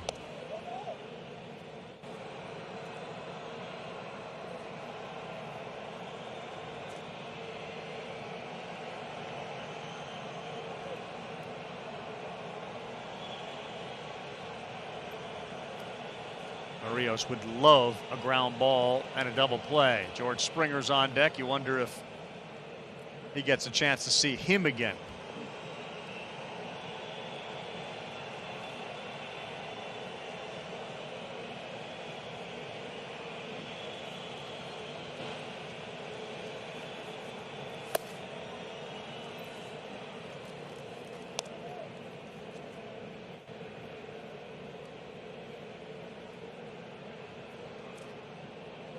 Can't go to sleep on Martin Maldonado. He will guess.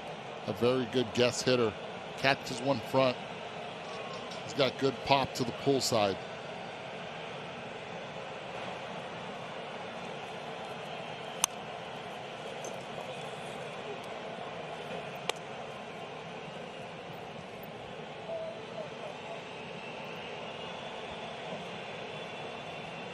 The other game, as you can see the score, Miami-Chicago just underway, 0-0. And the Reds and Braves, 0-0. Bottom 8, Trevor Bauer gave him 7 2/3. He's out. Rafael Iglesias is in. Trevor Bauer struck out 12 in that game. That's a Reds postseason record. Bauer was outstanding. Meantime, Rios gets Maldonado. No walks, 12 strikeouts for Bauer. So we have a 0-12 and a 0-13. And we're 2 days into the postseason. Both from UCLA.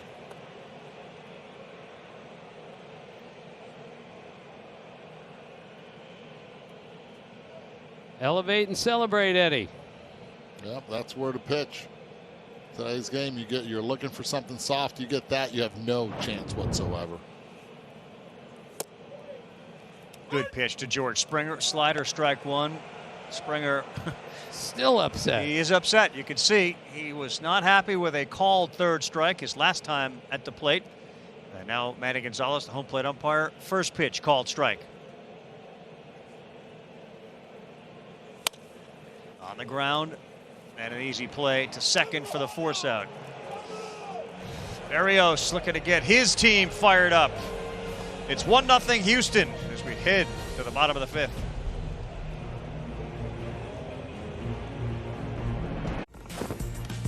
This is Jose Barrios coming off the mound. And our game today presented by Hankook Tire.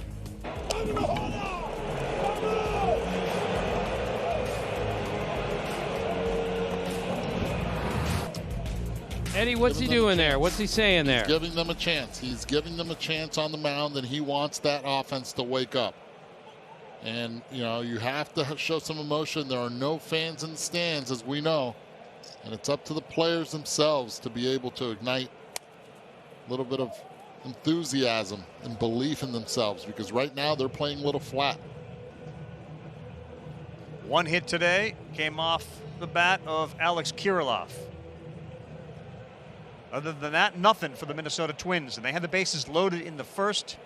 It was Kirilloff who came up and ended up flying out to the center fielder. Gonzalez, Jeffers, and then back to the top of the order.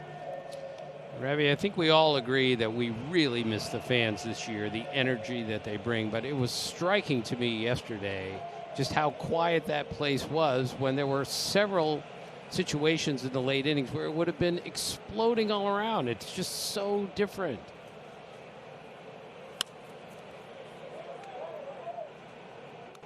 Yeah, no question. The expectation postseason, people, towels waving, full houses, every critical pitch on their feet.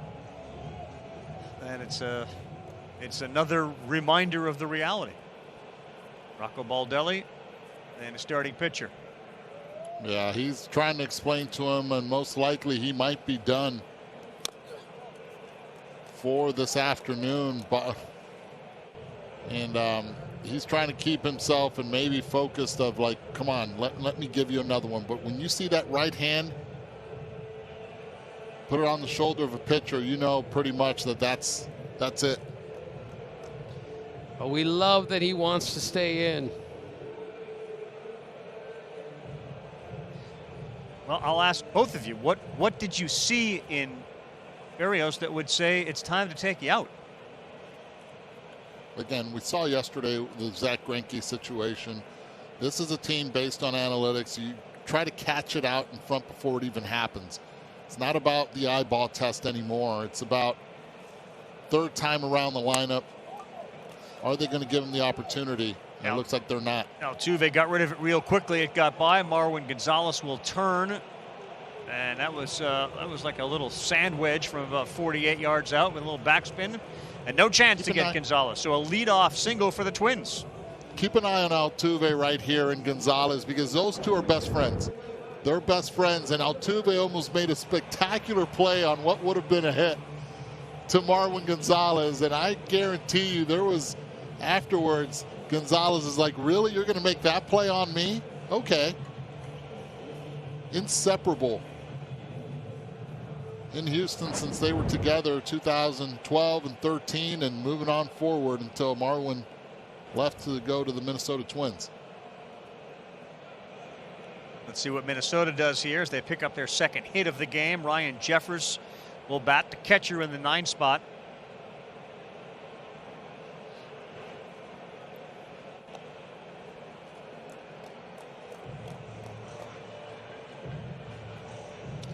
Years and years ago, Ravi, 9-hitter, bunts the ball, even though it would have been a pitcher years ago. Right. But we don't bunt much anymore. The Reds and the Brewers are in the playoffs, did not have a sacrifice bunt this year. Yeah, but right now, and Dusty Baker wants to throw over again just in case. If there's a time to bunt, you have the 9-hole hitter. You have the 9-hole hitter Jeffers at the plate. You have a Rise that's going to put the ball in play no matter if it's a lefty or not, as you see Brooks Raley in the bullpen with Kepler on deck. You want the top of your order up there. This might be the best chance, that or a hit and run.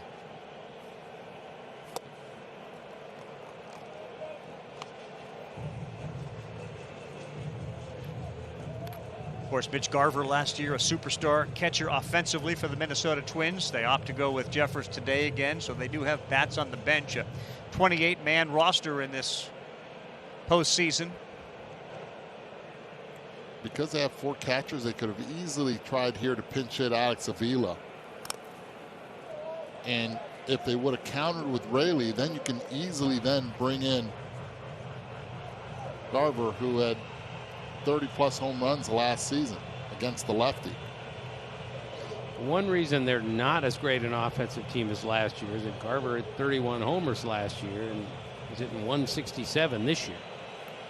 Yeah, but I'll take my chances lefty. Him against the lefty, though.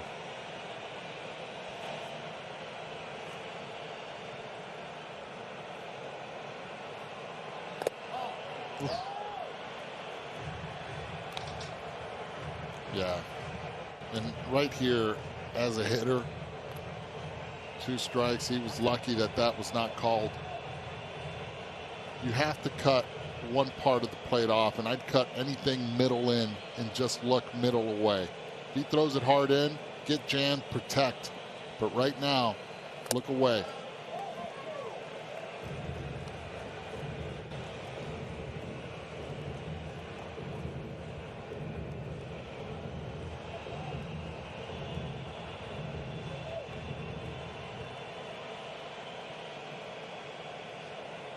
Dusty's got Raley ready in the bullpen.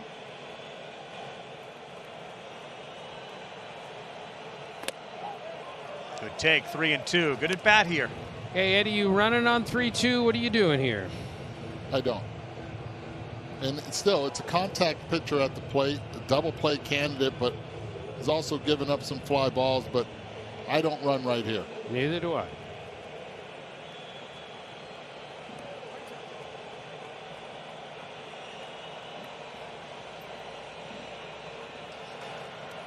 Not going, called strike 3, just on the outside corner, according to Manny Gonzalez. And the 3rd strikeout of the day. You can start to see Dusty come out. You can start to see the rain begin to fall in Minnesota. This was something they were concerned about, probably starting about an hour from now, but it's clearly moved in. And they are expected to have showers for a while, so we'll see what impact that has on this game. Big strikeout from Urquidy. Looks like Dusty's making the move to his bullpen.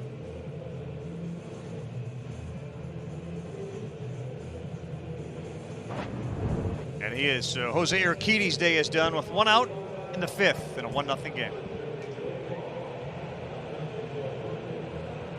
Number 58, the left-hander, 0-1-1, a 4.95 ERA in 21 games. Last pitch Friday against the Rangers. Came on in extra innings in the 10th inning. And he allowed a fielder's choice to Joey Gallo. That was the walk-off. He's great against lefties. 121 batting average. And that's what he's looking at with Luis Arraez.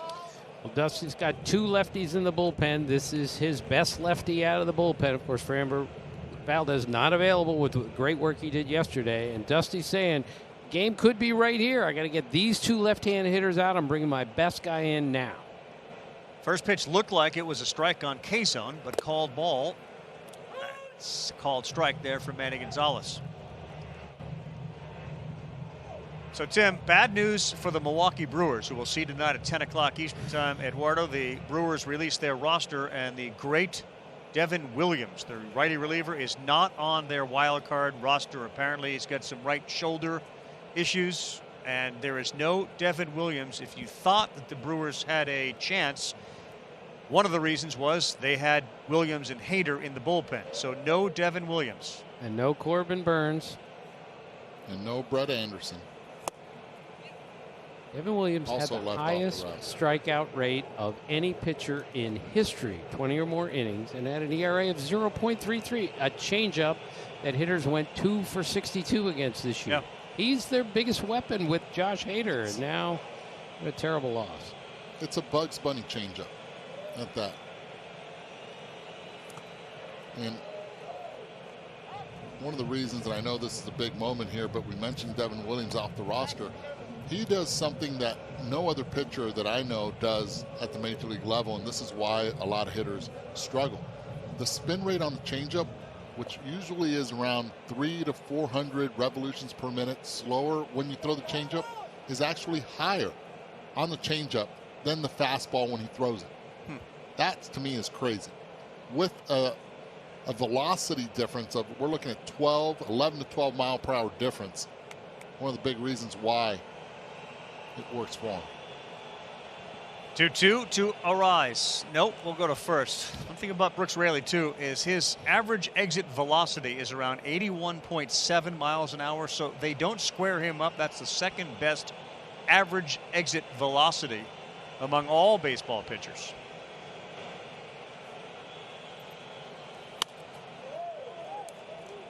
And Raley took the unorthodox route. He went to the KBO, was there for a few years in Korea. From there, signs with the Cincinnati Reds, makes the team, because remember this year the season started with 30-man roster, and as soon as they made the roster smaller to 28, he was taken off, and that's when the Houston Astros picked him up, and it's been a nice match for them and Dusty Baker using him in these situations. Are you guys doing a KBO game tomorrow? And you're our guest. Do a little triple header action. 1, 10, and 4 in the morning.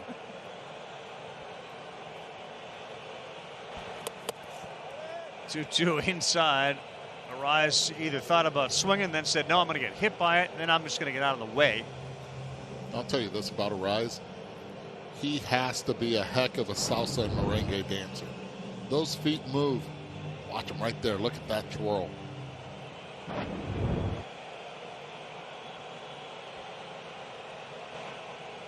Big I'd pitch send here. the runner here, though. He is moving, and he's coming back. Because there's not going to be a strikeout throwout with this guy at the plate. Well, the probabilities are high. I won't say no definite. He already has one strikeout today, but you're absolutely right, though, Tim. He's going to put that ball in play, and this is a guy that even when he did not start a couple games, I remember in Boston he brought him in to pinch hit, because he will. Wow. Look at that. And he's yelling at the next batter in line, Max Kepler. Let's go, let's go, let's go. They got 2 men on.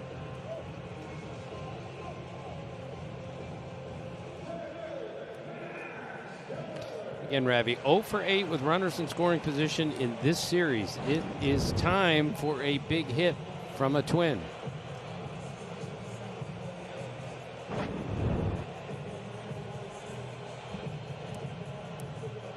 What a chance for Max Kepler. They're into the bullpen now. Urquidy was again rock solid. How about his postseason numbers now in just limited experience? But in 2 seasons, he's been unhittable. His ERA is below like .8. And he showed no signs of feeling the pressure last year in the postseason, and none today either. And that's really impressive. And as a managerial standpoint here right now, Dusty Baker has his hands tied because he has to now have Raley pitch to Nelson Cruz. He has to face 3 hitters if he does not finish this inning with a double play. Right. So it's going to be interesting to see how he works and maneuvers around Max Kepler now. Twins looking for a big hit. Strike 1 to Max Kepler.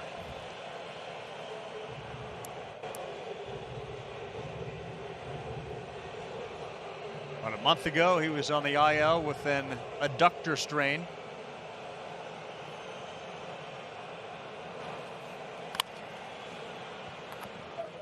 Jammed him, and it's out of play down the third baseline.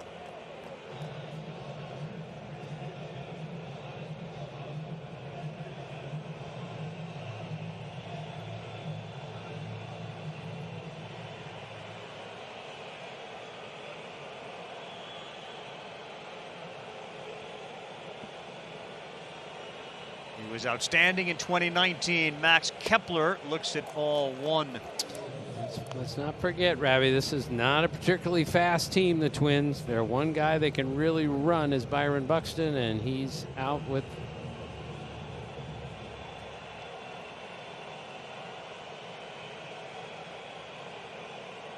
Six for 48 this season against lefties. 1-2. Called strike 3. It looked like it got the zone, and Kepler retired. And a big strikeout for Brooks Raley.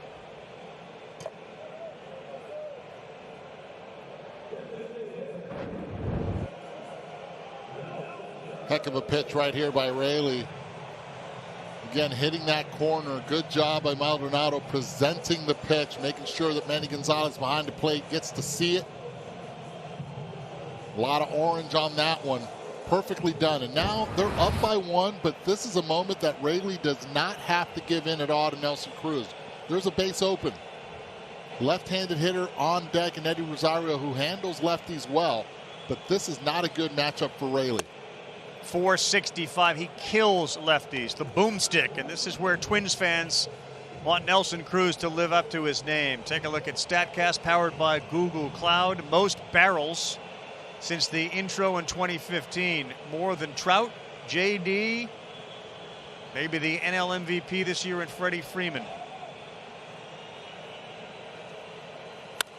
And he boomstick one into left, and that one is over the head of Kyle Tucker, and it goes over his head, just like Reddick yesterday. Marwin Gonzalez is in. Throw home. Out at home. It did not look like Arise touched home, and he's tagged out for the 3rd out. But Nelson Cruz delivers off Raley to tie this game up at 1 in the bottom of the 5th inning.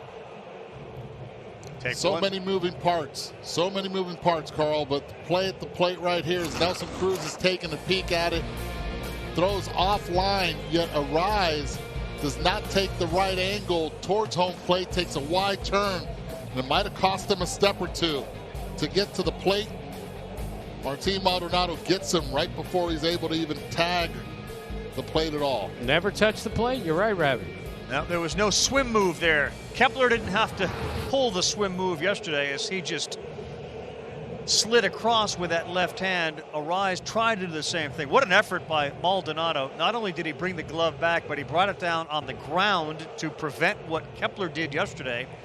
And the way Arise was on the ground, there was no way to lift that left hand over the glove of Maldonado. And a heck of a relay. Again, runner is going on contact with 2 outs. I really did not think that they were going to even have a play at home plate. Comes in, Maldonado. You see the angle of where Arise was coming from, meaning he did not take a good turn from third headed home. And that cost him a step or two to be able to get in there and give the Twins the lead. He gets tagged a number of times before he even thought about getting that left hand at the plate. But we are tied 1-1.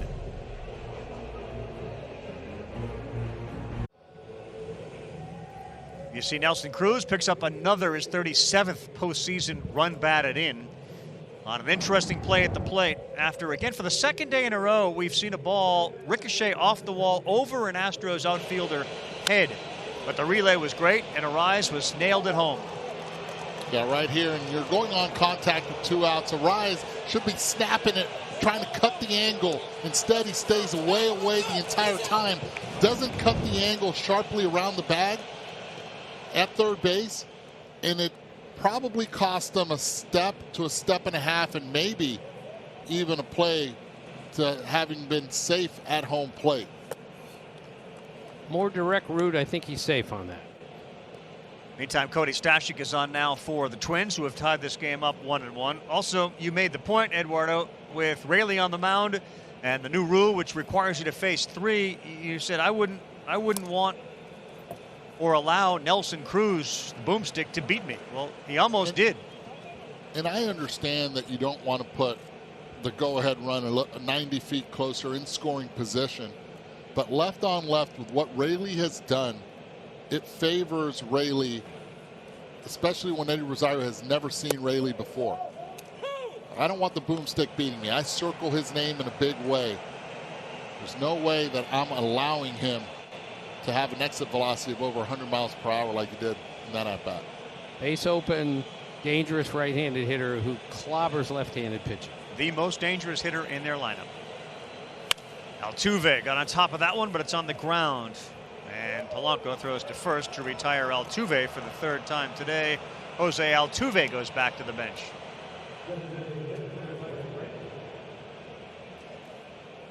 Very familiar feel to yesterday's game. Will it be a hit, a homer, defensive miscue, a couple of walks? What will decide this one? We've never done October like this before, and that means anything can happen. MLB's got you covered on Facebook, Instagram, Twitter, and YouTube. Cody Stashak is an organizational guy, kind of came out of nowhere. There weren't great hopes for him, and he's come in and done a really nice job. 15 innings, 3 walks, 17 strikeouts. Just another member of, again, a deep, versatile bullpen here in Minnesota.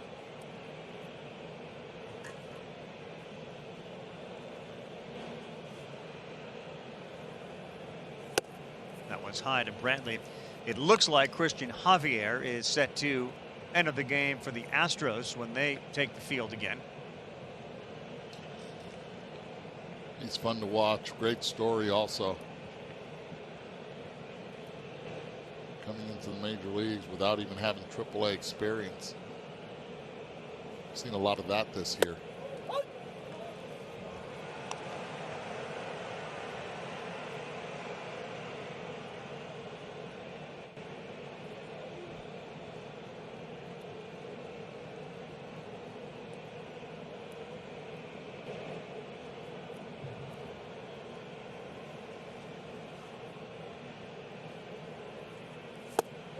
Good pitch.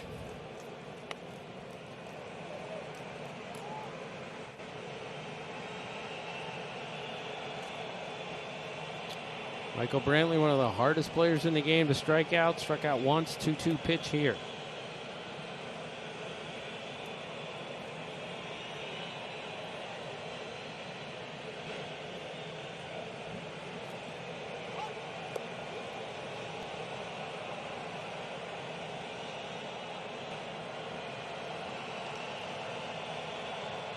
Astros struck out the fewest times in the American League this year, and that's one of their attributes is they put it in play more than most every team.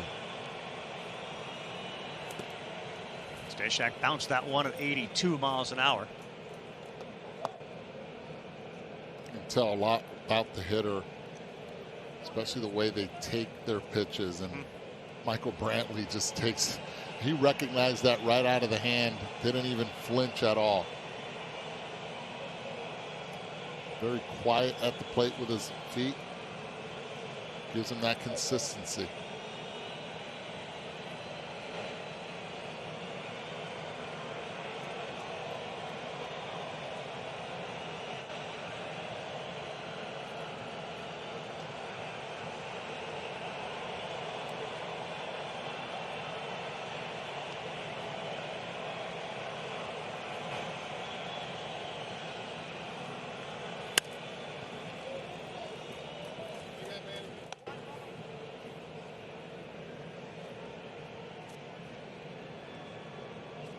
Such a valuable component to the Houston Astros. Michael Brantley as the left-handed hitter and a reliable outfielder. What his future is in Houston to be determined. But this is a guy that a lot of teams love to have. 3-2. Right down Broadway and a rollover, and it's fielded cleanly by Miguel Sano. Brantley retired.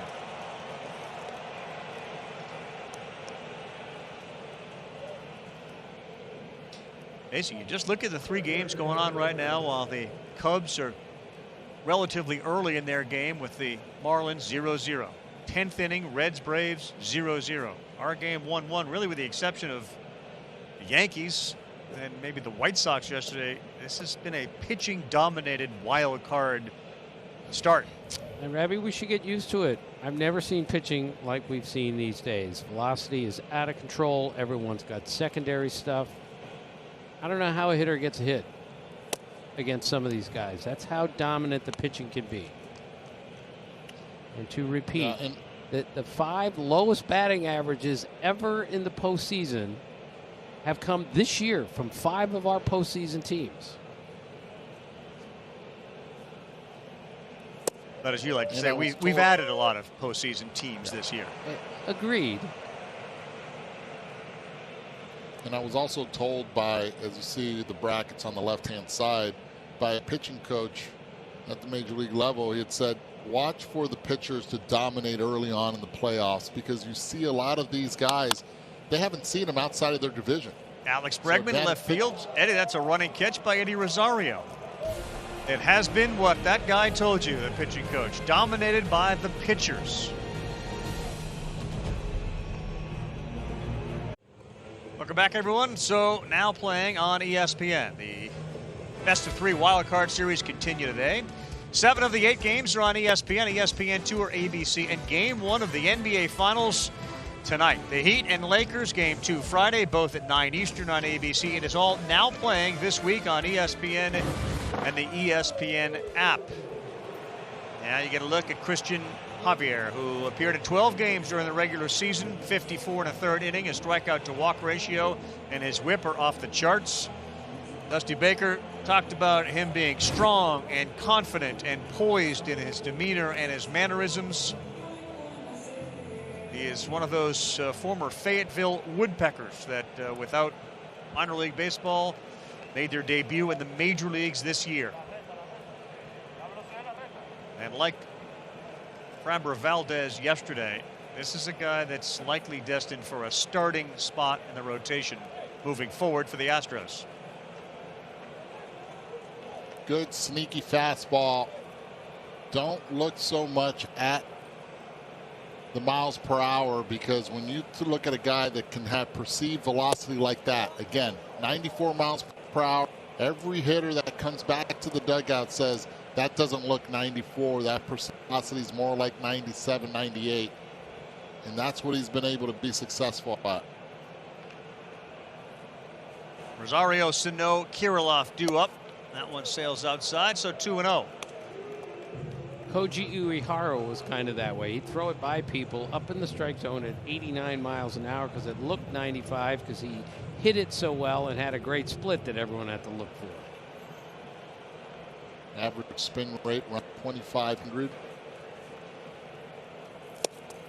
Right there, Rosario's helmet flies off on a 94-mile-an-hour fastball. I can tell right now. Martin Maldonado is letting him know also, both from Puerto Rico, letting him know exactly. Come on, really? He's got a great little smile here. What do you think Maldonado told him, Eddie? Oh, man. I'll tell you this. I have no idea, because half of the things that Maldonado says you can't even understand from Naguabo, Puerto Rico. Both from the southeast coast of Puerto Rico, both players. All right, so the rain is falling. We got a towel on our head. Nelson Cruz also has his robe on to try to stay a little warmer. Josh Donaldson managed to deal with all his teammates for those robes. The rain comes down a little harder now in Minnesota. 3-1. Called strike 2. Rosario, he's barking now at Manny Gonzalez.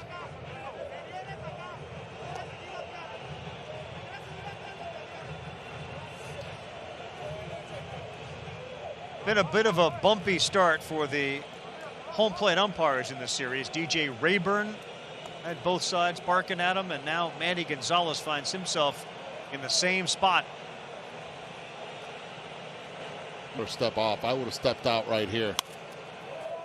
Again, he's still feet down. That's not what you want to do as a hitter.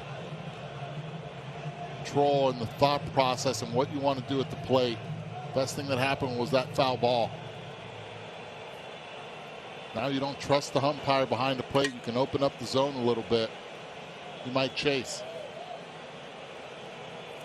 3-2 into the mid of Maldonado, and Rosario has a word, and he gets thrown out. Manny Gonzalez tossed him.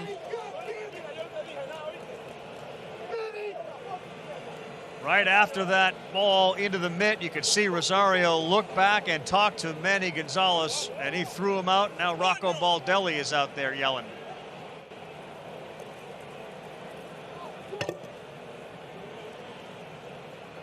Okay, what Rosario told him in Spanish was, I did not say anything to you. Did he slam the bat? He did slam the bat. You can get fined for slamming the bat. But Rosario said, I never looked or said anything at you, and you're throwing me out of the game. That's a costly one, too, especially where we are in this game. He hits behind Nelson Cruz. This will change the dynamic now. Pitch is a ball 4. Calls it a strike. Not even close. Then this one right here, he does say something, and that's what got him tossed. So he didn't say anything bad, but he was already warned beforehand. Well, with an outfield that's already depleted, you don't have Buxton, you have a 22-year-old rookie in right field, and now you've just lost Eddie Rosario, the starting left fielder. So Rocco Baldelli's got to come up with a game plan here. Just can't get thrown out of the game, Rabbit. And you see Rocco Baldelli right now letting his team know we cannot have any more of this. We're already battling against a tough team, the Houston Astros. Let's not battle against Manny Gonzalez behind the plate. There's no depth that they have that can substitute those middle of the lineup guys.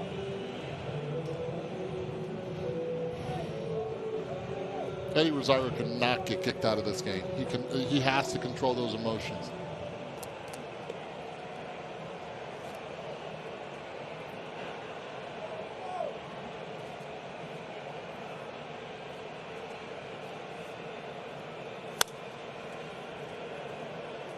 Sano fouls another one off.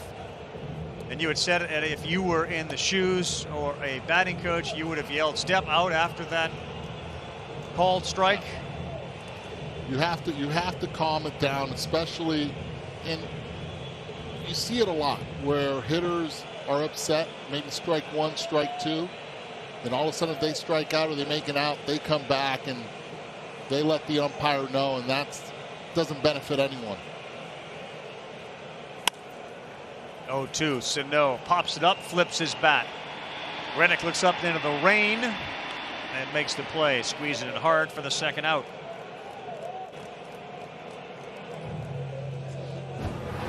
So here comes Alex Kirilloff, who is put on this roster to play. He missed a belt loop early. That's understandable. Like, that's okay.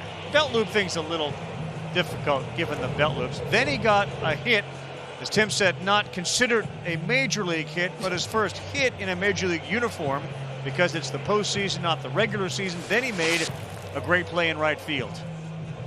He's playing because Byron Buxton came to the ballpark and was unable to play physically. Rocco Baldelli wouldn't dive into exactly what it was. You can certainly assume, if you want, that it had something to do with getting hit by the pitch last week with the concussion-like symptoms.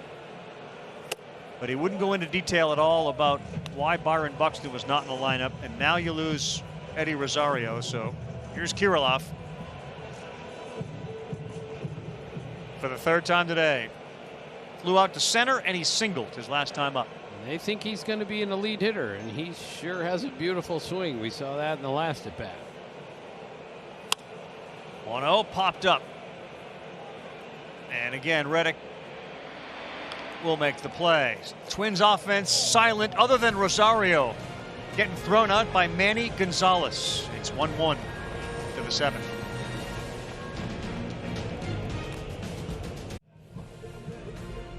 Tim Kirchen, Eduardo Perez, Carl Ravitch. We have never done October like this before, and that means anything can happen. As we just saw, one of the rare outfielders left for the Twins, thrown out of the game. MLB's got you covered on Facebook, Instagram, Twitter, and YouTube. So you look at the outfielders on the Minnesota Twins postseason roster. Byron Buxton not playing today. Max Kepler playing, Alex Kirilloff playing, Eddie Rosario removed. That leaves Jake Cave, who you just saw. He's the only other outfielder listed on the roster, and he is now in left field. Top of the seventh in a 1-1 game. Offenses have been really quiet. Rios and Urquidy were really good as starters, and Kyle Tucker swings over the slider from Stashak. And a big base hit by Kyle Tucker. The only run that has been driven in by the Houston Astros, and it wasn't hit hard. A rolling eye single the other way on a pitch inside with the shift. Tucker hit it hard but foul. And you can see the rain falling. Obviously, if we were there, we'd be better able to describe the impact it's having. But they're in a window now where it looks like it is going to rain fairly steadily throughout most of the remainder of the day and evening. Jake Odorizzi getting loose. Temperature in Minneapolis right now is a fairly comfortable 62 degrees, but it's coming down. I mean, you'd be all up in your wool coat right now. Of course. Yeah. Heater on the floor. Heating pad underneath. Sure. Gloves on. Scarf. Lost my gloves. Remember that.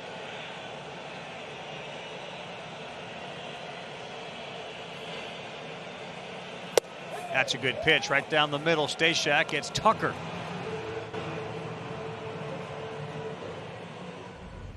Don't want to miss a game during the postseason? Hey Siri, show me postseason baseball schedules.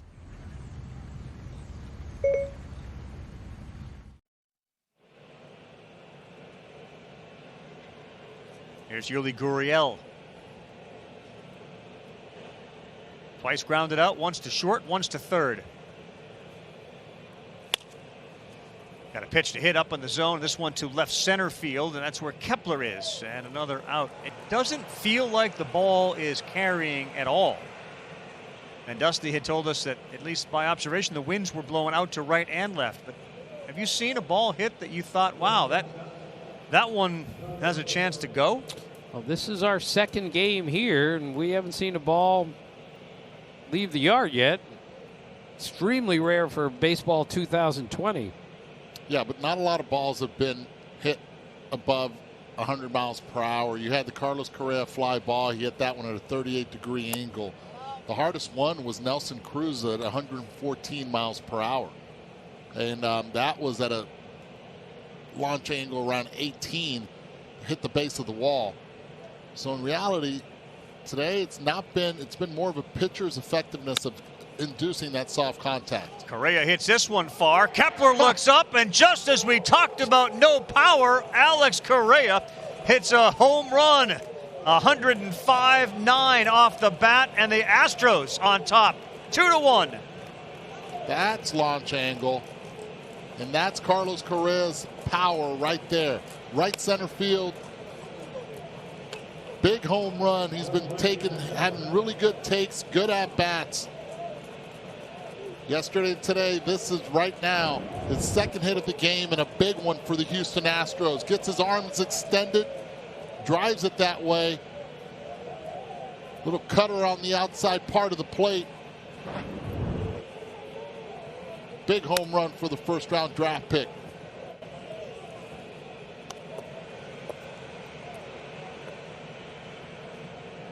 His power and production were down this year, the worst numbers of his career in that respect, but that makes up for it a little bit there. Sure does, and they are trying to advance to the division series with a win today. Again, a reminder, these are best 2 out of 3 series. And Carlos Correa has given the Astros a 2-1 lead. Well, in all fairness, early on in the season when no Astro was hitting except Michael Brantley, it was Carlos Correa that was carrying this offense. Then all of a sudden he hit into a really cold spell. That one was hit hard. Nice play by Alex Kirilloff.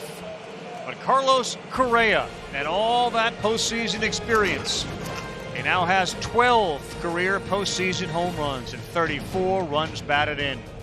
Astros with the bullpen lead at 2-1. Bottom 7 coming up.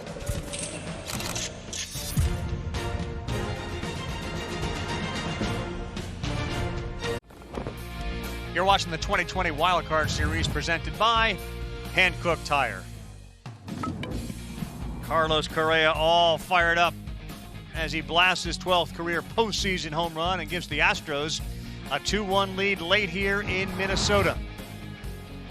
Again, Minnesota, the Twins have lost 17 consecutive postseason games, 8 consecutive postseason series. And their offense has been kept in check today by the Houston Astros. Jorge Polanco leads things off, bottom 7, followed by Gonzalez and Ryan Jeffers. Now the rain has subsided and the shadows have prevailed. Not a good feeling right now as a hitter. What is that feeling like, Eddie, when the pitcher's in the sun and the hitter's in the shade? Advantage pitcher. It's so bad. You see spin early on, and then the last millisecond, you're like, okay, where did it go?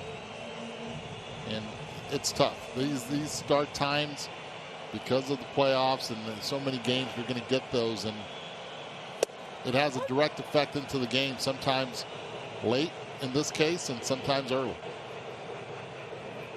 So you get the go-ahead run, and now it's on Christian Javier for that shutdown inning. He's behind 3-1 to Jorge Polanco, and he walks the leadoff guy to start the bottom of the 7th. Not what Javier or Dusty Baker or any one of the Astros wanted.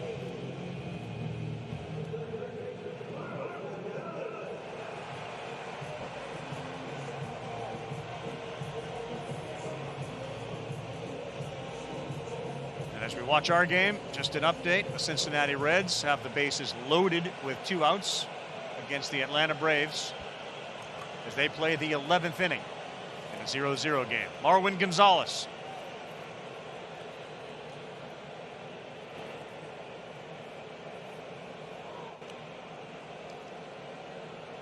Marwin Gonzalez can handle the bat well. So many things he can do. Has power from the left side. He can also put the ball in play if it's hit and runs. He can bunt. Does it on his own also. Drag bunt. Tries to make things happen.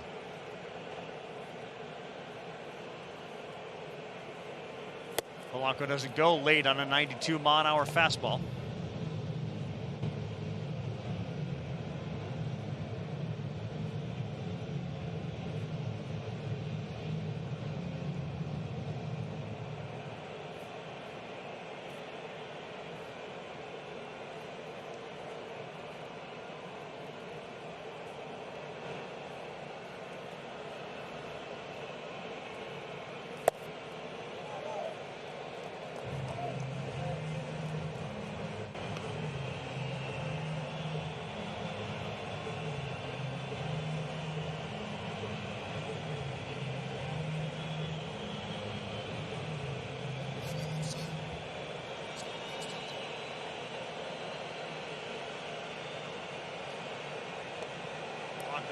Involved with that play yesterday late, in which he could not throw the ball accurately to Arise.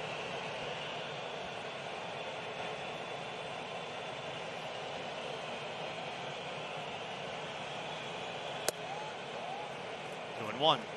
Again, Ravi, the Twins stole 14 bases the whole year. They're a pretty plodding club other than Byron Buxton, so they can't do a whole lot on the bases. They've lived with a home run, especially last year. Byron Buxton, again, wasn't available to start. There you see him. He's got a helmet on, so there's a chance that we see that speed inserted into this game by Rocco Baldelli. And what Rocco made clear, like, we're going to have everybody that is in a position of authority and with regards to the medical side here, talk to him, observe him, help him get through whatever he was dealing with. And there's a chance we see Buxton here late in a pinch running role. After that meeting on the mound, Javier set with a 2-1. And if we're assuming it's headaches and potential dizziness, you have to think that's going to affect you more at the plate than it would running the bases or playing center field. I mean, I repeat, I don't know how anyone gets a hit off a lot of these guys these days, and if your head isn't on straight, it makes it a little bit harder. The Reds do not score with the bases loaded, a strikeout, and the Braves coming to the plate in the bottom of the 11th in a tie game.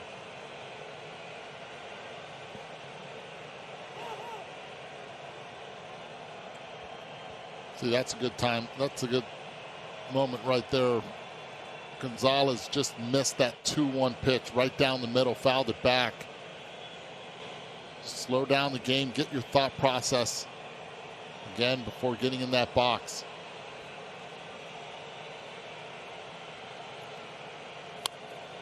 Two, another pitch to hit. Look at Marwin. You can see he is frustrated. That was a pitch to hit inside and down to a lefty. But that's exactly what Javier makes you do. You either pop up or you swing and miss or foul them back. Pitches where you think they're right there. We're so accustomed to barreling pitches like that. The effective velocity works well, and the frustration sets in. Take a step back, take your time, take a deep breath.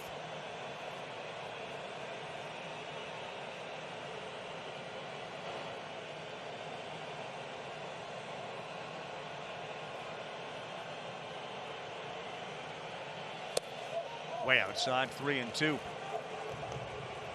How long will Dusty Baker stick with a guy who's likely to be a starter for the Astros? There's some activity in that Houston bullpen. I'll tell you this, Tim. You always ask, should you send them or not? Right here, no outs, 3-2. You have Marwin Gonzalez has had some pretty good swings. I send them. I create something. The team has not really produced anything except outside of Nelson Cruz, who has 2 extra base hits. The rest of the team has nothing. 3-2, not going. And this ball put in play, left field. Should be an easy one for Kyle Tucker. And it is. So Javier battles back and picks up the out. Saw Blake Taylor, the lefty, warming in that Astros bullpen.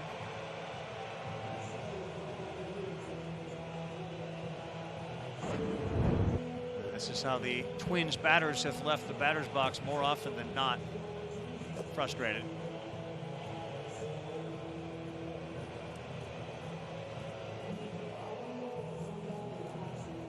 That's what Christian Javier does. You either get the swing and miss off the fastball or the high fly ball.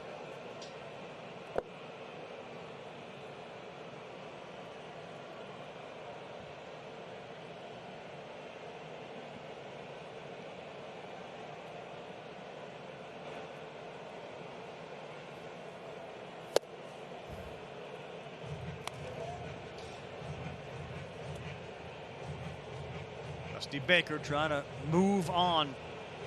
And again, the 5th team that he has taken to the postseason. No one else has done that.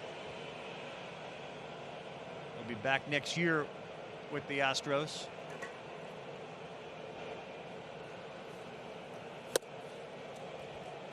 He's getting beat with that fastball. There's no reason to take anything else off. Now go with another one just a little bit more elevated from that one. Let's not forget last at bat for Ryan Jeffers. He struck out looking, so he'll open up the zone too. He's able to get Jeffers. Eddie, you wonder if Blake Taylor comes in to face the lefties at the top, Arise and Kepler. And it's a smart move by Dusty Baker, having the lefty in the bullpen ready. You want him to start off the next inning with the lefty if you're going to do that, because that guarantees Nelson Cruz to hit off the lefty. Now Nelson Cruz, no Eddie Rosario hitting behind him.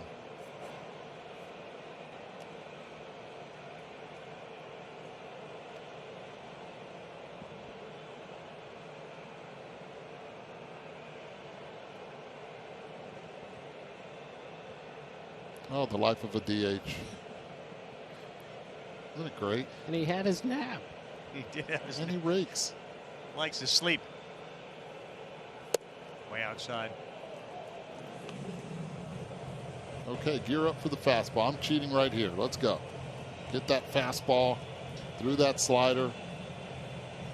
Jeffers struck out fastball away the last time. They've been pitching him away here. Let's see where they go here.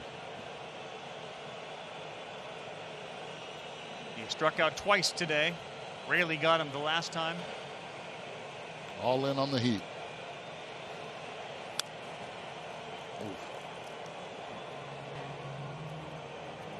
So again, Eddie, for the folks at home, the fastball looks fairly flat, and yet we've seen no one square it up. So what is that? A lot of, again, from his release point, it reminds you a lot of a Craig Kimbrell when he had it going, but without that 98 that Craig Kimbrell had when he was a closer for the Braves. It's 94. The ball stays on the same plane, which makes it appear to the hitter like it's rising. And usually you're supposed to pitch downhill. Again, another fly ball, lazy fly ball up. Reddick in the corner as he makes a jumping catch and will fire it back in to the infield. Again, that wall and the unfamiliarity. Tough play. Reddick caught it, and there are 2 down. That's why people will tell you all the time, if you have the speed, it's easier to play center field. You can see the ball off the bat, and you don't have to worry about the wall or a bullpen down the line.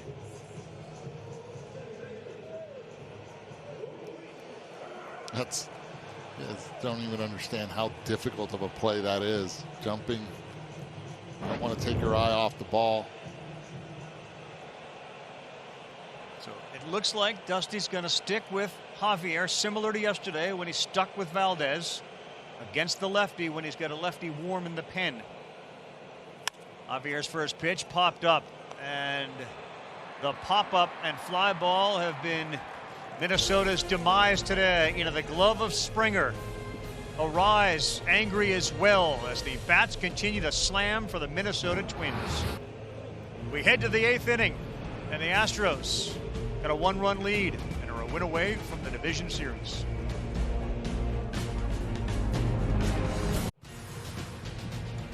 The Wild Card Series is presented by Hankook Tire, never halfway. Only Derek Jeter has more postseason home runs as a shortstop than that guy. Carlos Correa's got 12 as he celebrates with Alex Bregman. After Carlos blasted off in the 7th inning to give the Astros a 1-run lead. We head to the 8th. Houston trying to move into the division series with a win today. Best 2 out of 3 wild card. And a day in which 8 games are being played. Outstanding for baseball fans. Just outstanding. Cincinnati, Atlanta to the 12th inning, 0-0 there. Ian Happ just hit a home run for the Chicago Cubs. They lead their game, as you'll see the scores in the upper part of our screen. Trevor May now on for Minnesota in the 8th. He'll get Martin Maldonado, then back to the top of the order. Big inning right here for Trevor May. Has to be able to get a goose egg up here to give the top of the order a chance. The Minnesota Twins, top of the order, an opportunity to score with a 1-run deficit. 7 walks, 38 strikeouts, and 23 in the 3rd. That is really impressive.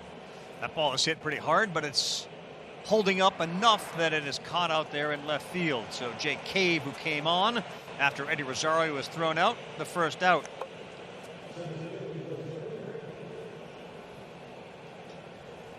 George Springer set to come up as we call the shots during postseason games and compete for cash prizes. MLB Rally. It's a new free-to-play game where you make at-bat predictions in real time. Download MLB Rally app now. Restrictions apply. See official rules at MLB.com/rally.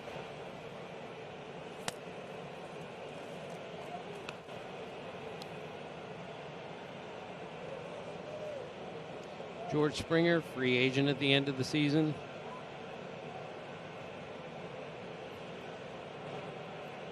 Going to make a lot of money from someone.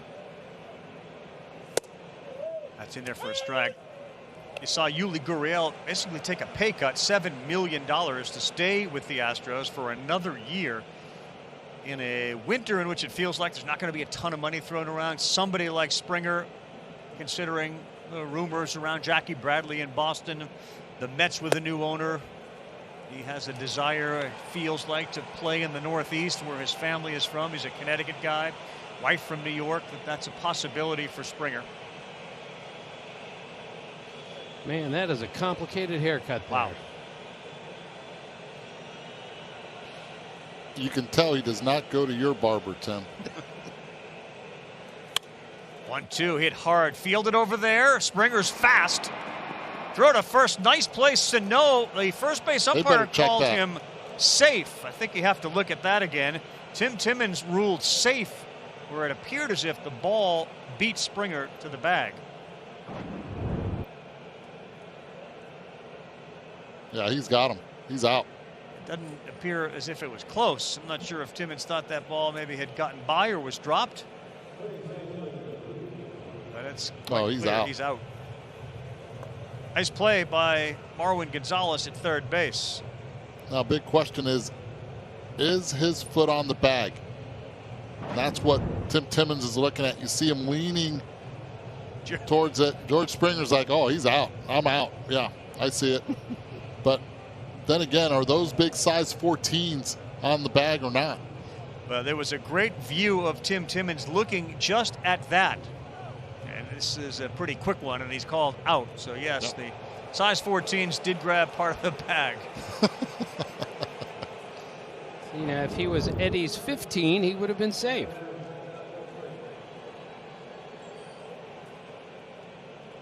I don't know if he was on or not. Was he? Definitely the ball beat him there. Without question.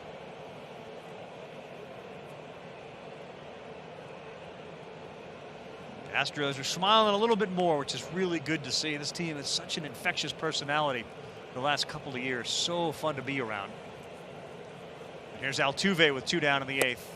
That's a good pitch right at the knees at 96. Apparently pretty loud in the clubhouse, we're told last night after the game. Just another of the many things we miss by not being at the ballpark like we usually are.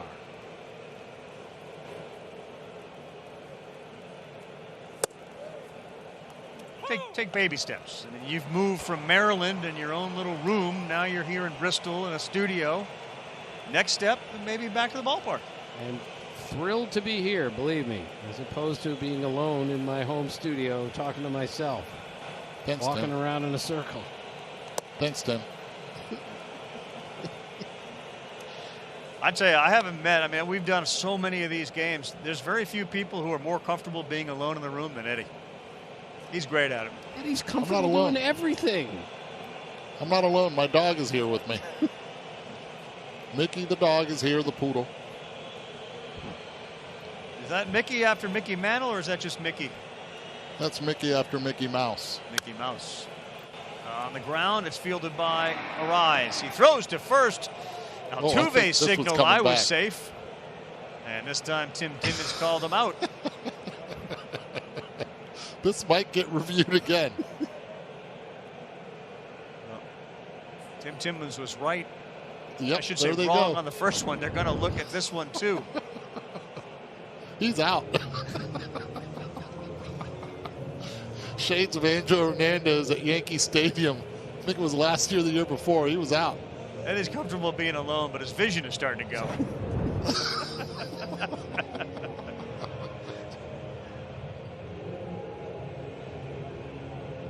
This may be a quick one as they put the headsets on to review.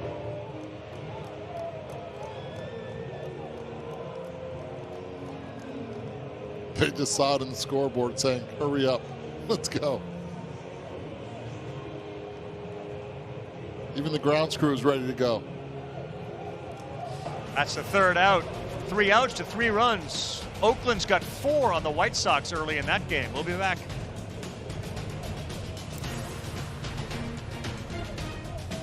Playoff managerial debut for David Ross, and his Cubs are on top over on ABC. That's Ian Happ off Sandy Alcantara. Solo homer, first career playoff homer. Cubs up 1-0 in the 6th. Meantime, Ravi, the best club in your bag today is Squeeze Play. Multi-game coverage available on ESPN Plus. Has you covered throughout the evening on a great day of baseball. Certainly has been a great day of baseball. The Cincinnati Reds threatening right now against Matzik and the Braves. They have first and third in the 12th innings. We take a look at our game track. It's brought to you by Geico. For the Twins, whose playoff history, of course, has been littered with losses, it's usually their pitching which lets them down today. It has been their offense. Nelson Cruz this series, 2 for 6 with 2 doubles. The rest of the team has no RBIs and no extra base hits. Right, and this is it now for the Twins. They've lost 17 straight postseason games. Last year, first 100-win team ever to get swept out of the division series, and now they're in danger of losing to a team that has tied for the worst record ever to go to the playoffs. This is where the Twins have to score some runs here and get this thing going. Javier doing his best Framber Valdez impression. He stays on in the 8th inning. He'll get Kapler, Nelson Cruz, and Eddie Rosario, who has been thrown out. So maybe that's where Buxton pinch hits. He's got a helmet on. Well, he's getting ready just in case they bring if they bring in the lefty or anything from the bullpen, or if it's the pinch run for Nelson Cruz. Nelson Cruz just lost the lettering of his helmet. The Twin Cities is a little sideways right now, a little shifted there. There we go. So that's how it works. Well, it gets a little slick. He's looking up like the rain may have just big drop got in between the letters and the helmet. So bizarre. It looks like it's really sunny where the game's being played and it's pouring where Nelson is standing. And this is a big at-bat right here. You want to at least have a base runner on for Nelly, who has been barreling up some baseballs. Even when he's at first, he's in scoring position. Good opportunity here for the Twins.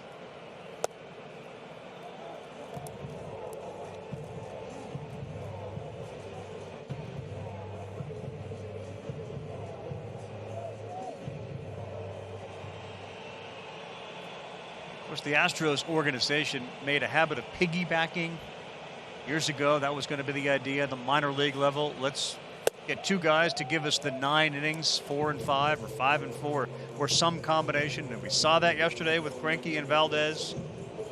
We're seeing a little bit of that today. I know Brooks Raley came in, but he seems to be riding Christian Javier here. There's currently nobody up in the Astros bullpen. 3-2 pitch to start the 8th. And another pop-up.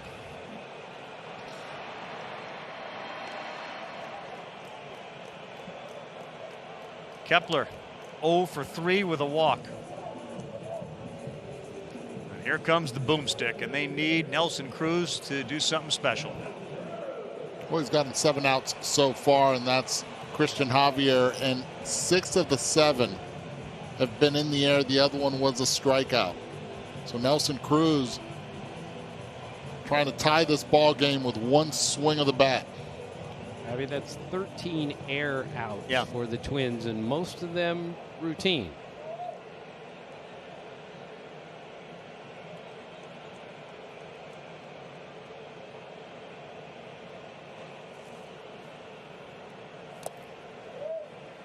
Given the lineup, Eddie, how would you pitch to Cruz? Seems like an obvious question. Yeah, you have to pitch him, make sure he can't hurt you on anything up and in. And then again, Nelson Cruz, and we showed it at the beginning of the telecast yesterday, he can go out any part of the ballpark. Ooh, that right there. See Martin Maldonado's reaction. Yeah, he got away with one. That's at least the 5th time today that a Twins hitter has been frustrated at missing a hittable pitch. Rosario a couple times, Marwin Gonzalez, and now Nelson Cruz. Completely understand not wanting to allow the go-ahead run to the plate, but nobody has shown a threat other than this guy, Cruz, and that pitch was right down the middle. And if you're Christian Javier, you're going to lose with your fastball. It's a pitch that they have not been able to barrel up yet. A lot of pop-ups with it. Cannot lose with that hanging slider.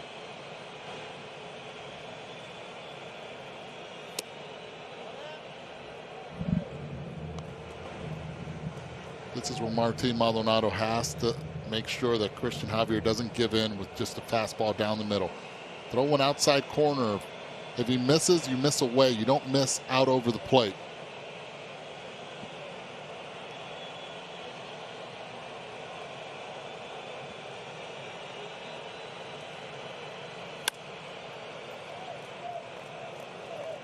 Good location.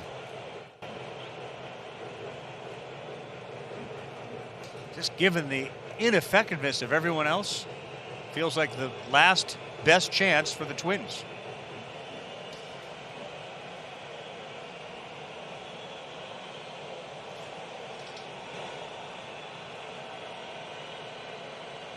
Here comes the 3-2. Nope, they walk Nelson Cruz, and now the go-ahead run will come to the plate. So Cruz will go to first, and how long he stays there as Byron Buxton emerges from the dugout. You talk about a threat to go. Byron Buxton is certainly that. You know, It's real interesting pinch running for the DH here when he's the premier defensive player on the team. So if he's well enough to play defensively, you're going to have to give up the DH in order to put him on the field.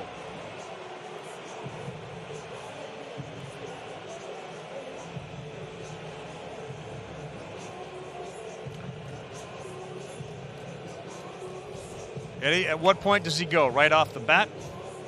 Well, Buxton already knows his times and everything to home plate. That's Christian Javier's. He's already studied him big time. Yesterday we saw how aggressive he was, stealing second immediately. Javier doesn't possess a good move over to first base.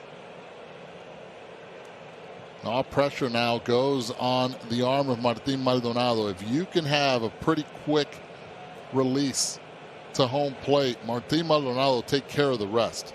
2 stolen bases in 2020, 14 last year.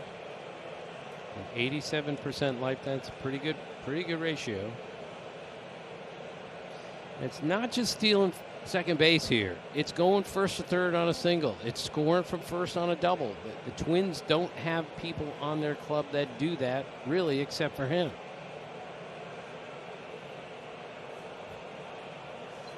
Not going. First pitch. That's just outside. Called ball 1. The other impact you have, too, Eddie, is on the pitcher to know that that threat is on first base. You look at K-Zone, had it as a strike. Manny Gonzalez called it a ball. Martin Maldonado getting out of his position to put himself in a throwing position actually made it easy on Manny Gonzalez, or made it difficult on Manny Gonzalez to call it a strike. So, Eddie, what is Brent Strom telling Javier here with a 1-0 count with Buxton at first? I don't know if you know this, Tim, but there was a song written about this earlier on this year. It's about forget about the runner and keep the ball down. In this case, case with Christian Javier, it's just pitch and execute. You get cave, then you focus on Sano. But right now, it's about they don't get a hit. That guy at first base will not score. Cannot forget to execute your pitches. Greg Maddux gave up steals all the time and didn't care about that runner at first, knowing I'm going to get the hitter out, and that's all that matters. Maddux wrote the song, Forget About the Runner, and keep the ball down.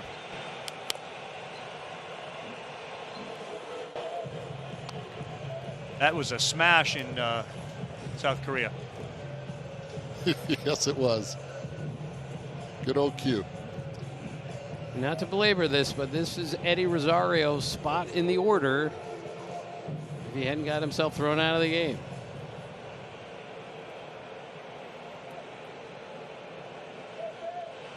Keep our eyes on Buxton at first. High, Maldonado fakes the throw down. It's almost a modified pitch out right there. Go a high fastball. Maybe he chases, maybe he doesn't, but it puts Maldonado in a throwing position immediately. See a lot of these plays called. Now it's a good time to go. You don't want to go 3-1. He's not going to pitch out. He wants to be able to throw an effective pitch. 4 homers, 15 RBIs for Cave this season, and now he's in a good count, 3-1. It's Javier putting the Astros in a bit of a jam.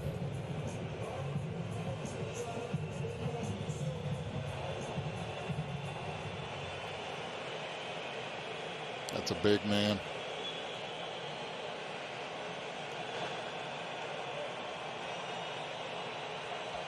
Ryan Presley warming up. Bottom of the zone. Manny Gonzalez calls strike 2. Well, 3-2, Eddie. We have to go here.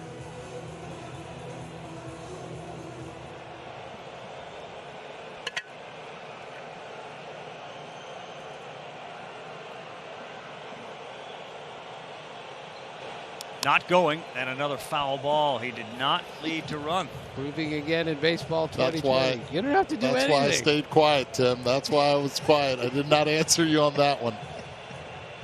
And again, we don't know yet how Byron Buxton is feeling.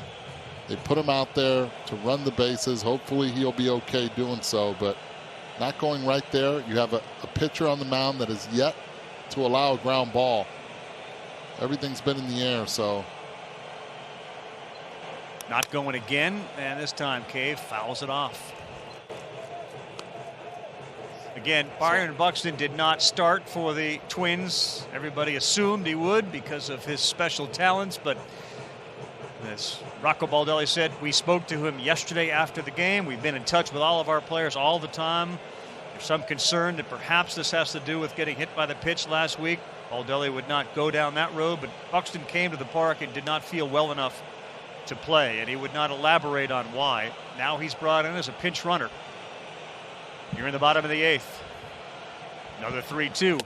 And he chased it, and Buxton stays at first. A big second out from Javier.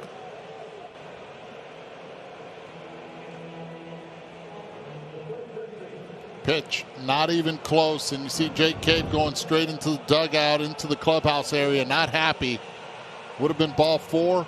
Would have had runners at first and second. Instead, chases a 4-seam fastball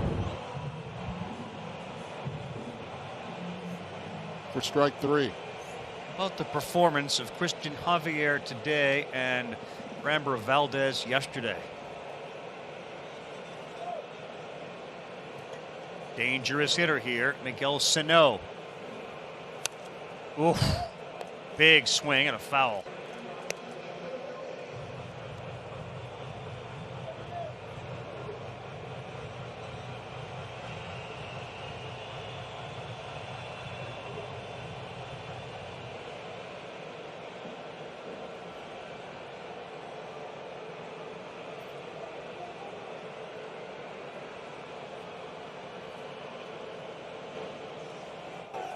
Now they get him in a rundown. Buxton is caught off the bag.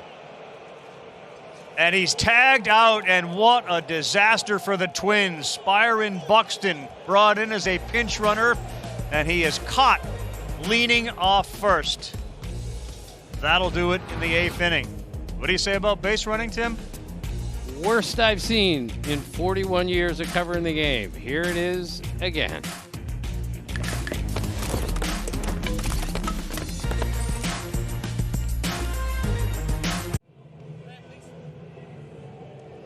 Javier had got himself into a bit of a jam. He got a big strikeout of Cave, and then he got helped by a pickoff of Byron Buxton. Here's a look at it, Eddie.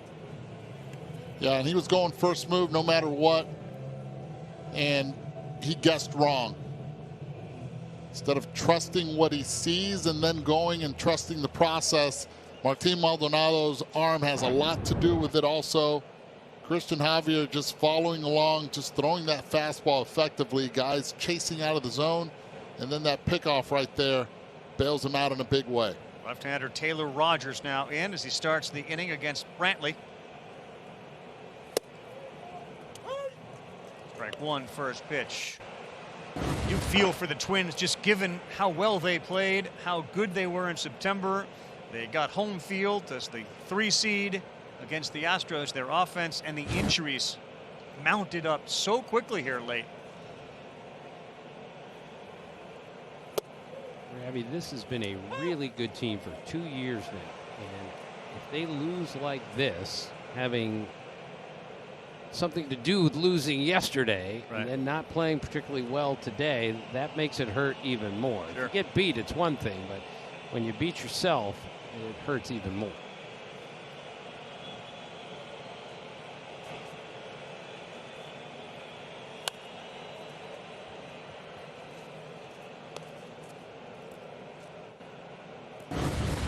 It's odd because of the home field advantage being, you'd think, eliminated with no crowd. But the Twins were great at home. You see the numbers, 24-7. The Astros were just brutal on the road.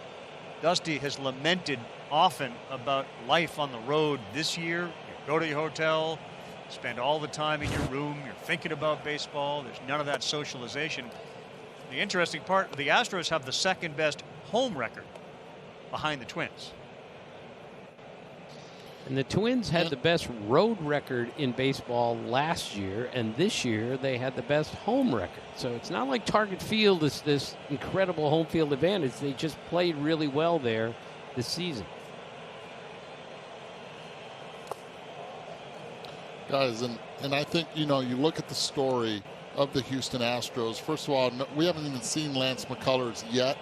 Obviously, Justin Verlander done for the season and next year with Tommy John. Yordan Alvarez, the Rookie of the Year, not there. Ozuna, their closer also not with the team. I mean, they've done this with young pitching. Urquidy starting today's game. We're looking at Christian Javier doing what he is doing. It's been impressive what the Houston Astros and Dusty Baker have been able to do to this point this season, going into the toughest place to win a ball game, and they won yesterday, and they're 3 outs away from winning again. 8 2/3, 3 hits, no runs, a 115 average from the Twin hitters against the Astros bullpen. And again, that's Framber Valdez, that's Christian Javier, that's a little Brooks Raley in there. 3-2 to Brantley, and he fouls one off. And like Dusty said before the game, if they win today, then they have McCullers ready on full rest to start game 1 of the next round, as opposed to having to pitch tomorrow. So this benefits the Astros tremendously to win today.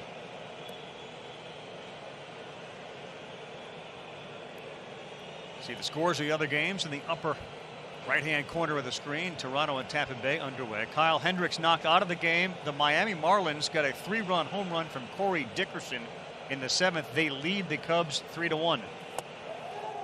Brantley takes it, and a leadoff walk for the Astros here in the 9th. Give us the fall frenzy. It's a postseason we've never seen before. Anything can happen. Give us the Wild Card Series. Continues tonight on ESPN. Was that your voice in there that said anything can happen? Did I hear it? Was that you? Did you insert live, or was that something that you had said earlier? And later on, it's going to say, "Can you hear me? Can you see me?"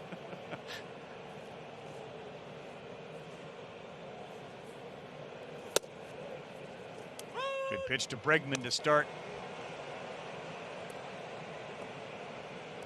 I think there's an inherent risk in allowing, the champion up off the mat, and that's maybe what you might see with the Astros. You start to give them a little confidence. It's a team I think you then assign you got to be careful with them. How about Bregman going the other way? That's good to move Brantley to third. And here we go again in the 9th inning with the Astros, like yesterday, threatening to add some runs. Let's go to Kevin Connors. Kevin? All right, Ravi, Ian Happ got the Cubs on the board with a solo home run, but Corey Dickerson just put the Marlins on top. A big 3-run homer there in the top of the 7th.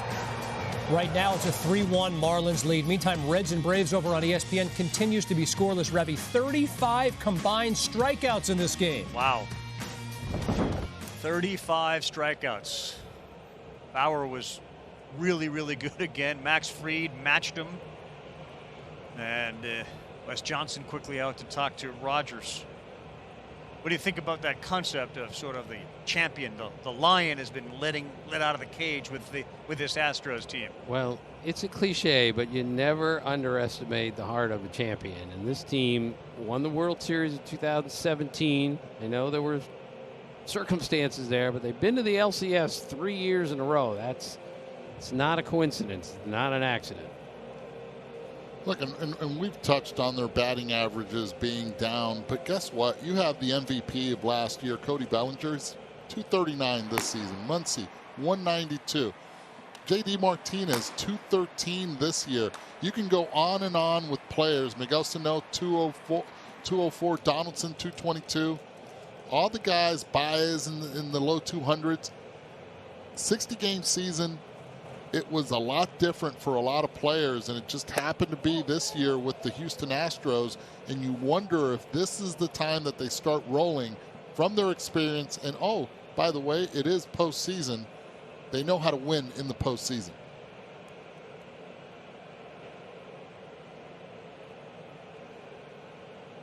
Twins infield all in, nobody out. First and third, ninth inning of a 2-1 game. Rogers, that's wide, 2-0 now to Kyle Tucker. He has one of the best sliders in the game. He hasn't had the same bite on it this year that he did last year, but he's going to need a lot of help right now. Infield in, first and third, nobody out. Jake Odorizzi, who we haven't seen yet in the series, warming, and that one is outside, 3-0.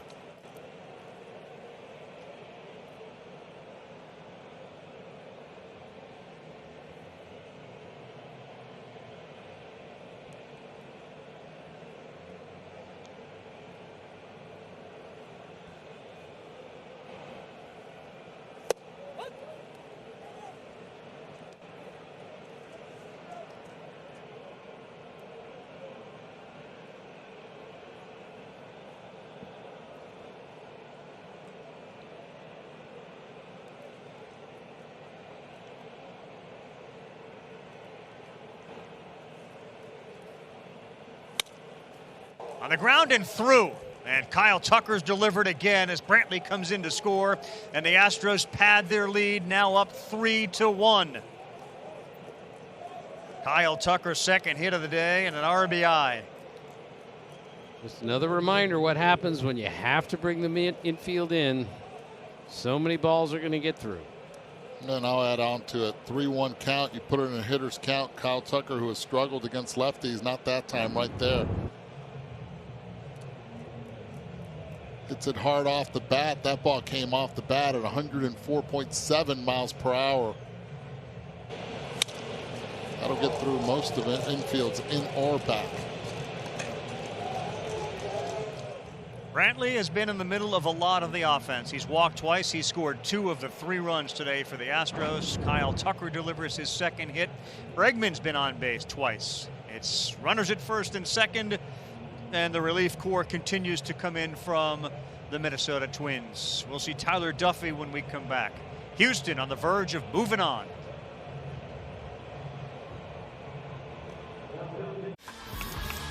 Welcome back. Houston Astros. The big blow, Carlos Correa, the home run in the 7th inning. Gave the Astros a 2-1 lead. They have just added another run thanks to a Kyle Tucker RBI single through a drawn-in infield. This was preceded by a leadoff walk to Michael Brantley and then an Alex Bregman single. So here's Yuli Gurriel. And the Astros offense in the 7th inning on. This is interesting. Regular season, they had the second fewest runs in the American League. And this series, they're 6 of 7. Tyler Duffy doing his best to prevent any more damage with nobody out. And that one bounces and gets away from Jeffers.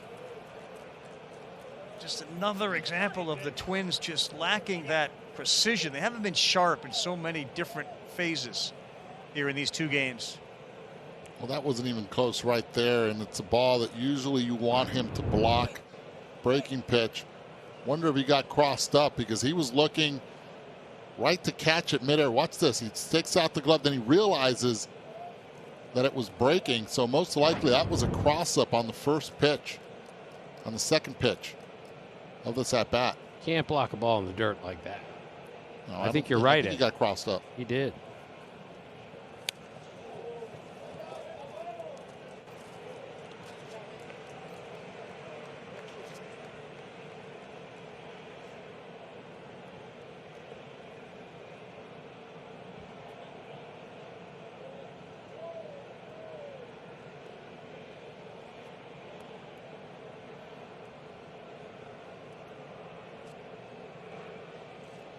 And Ravi, during this 17-game losing streak, the Twins have been outscored 42-14 in the 7th inning on. So they've been in some of these games and lose them late, as they did yesterday and are threatening to do again today.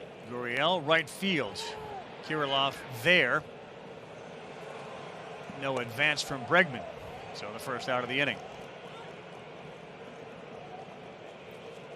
But it's good to have a scouting report now on Kirilloff's arm. We know the range is good. We saw the sliding catch in right field. We know the bat works, and that arm also pretty strong from right field.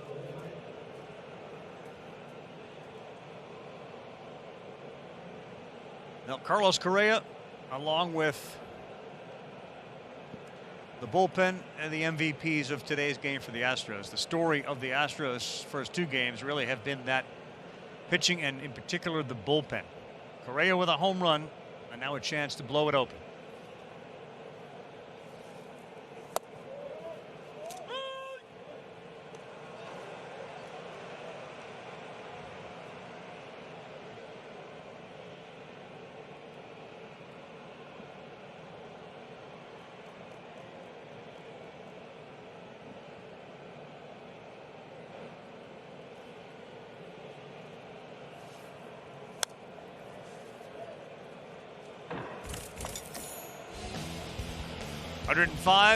.9 off the bat. Carlos Correa, this big home run in the 7th inning.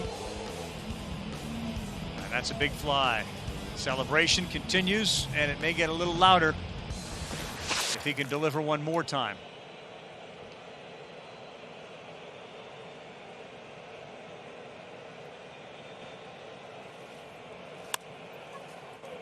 The ground, they'll come home. Bregman now in a pickle. They've seen the advancement of Tucker to third. Bregman tagged out.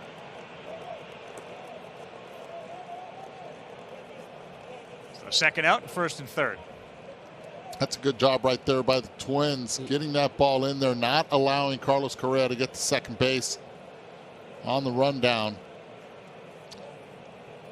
Good job, Marwin Gonzalez giving the feed to Jeffers. And Jeffers running Bregman right back to the bag. Only one throw involved, and you ran him back to the bag as opposed to the plate. That's how you run a rundown play.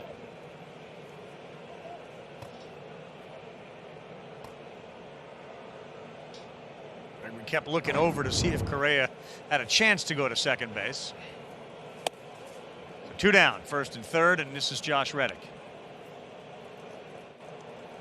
Closer for the Minnesota Twins, Ryan Presley.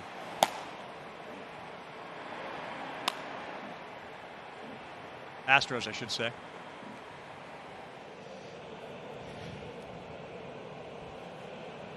Reddick has made a couple of good plays in right field for Houston today. That's a foul ball.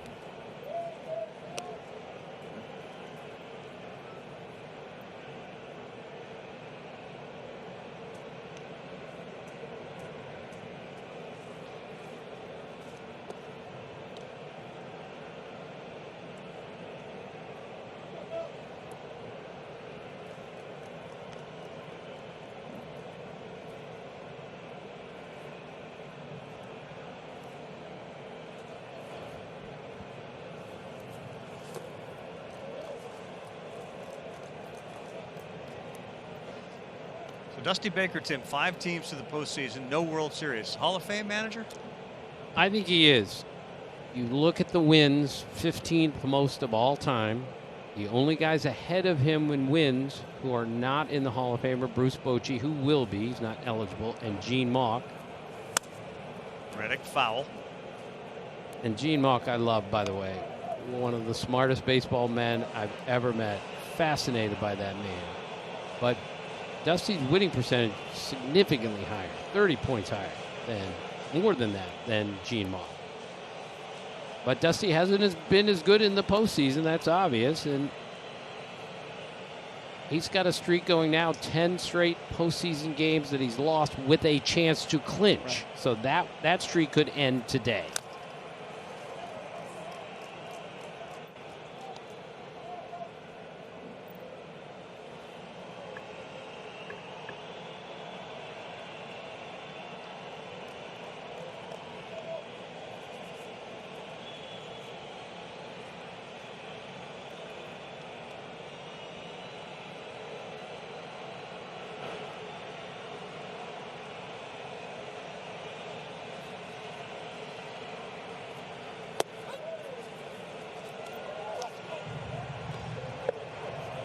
Duffy gets a strikeout of Reddick. Presley coming in, trying to get the Astros to the division series. He'll face Sano, Kirilloff, and Polanco.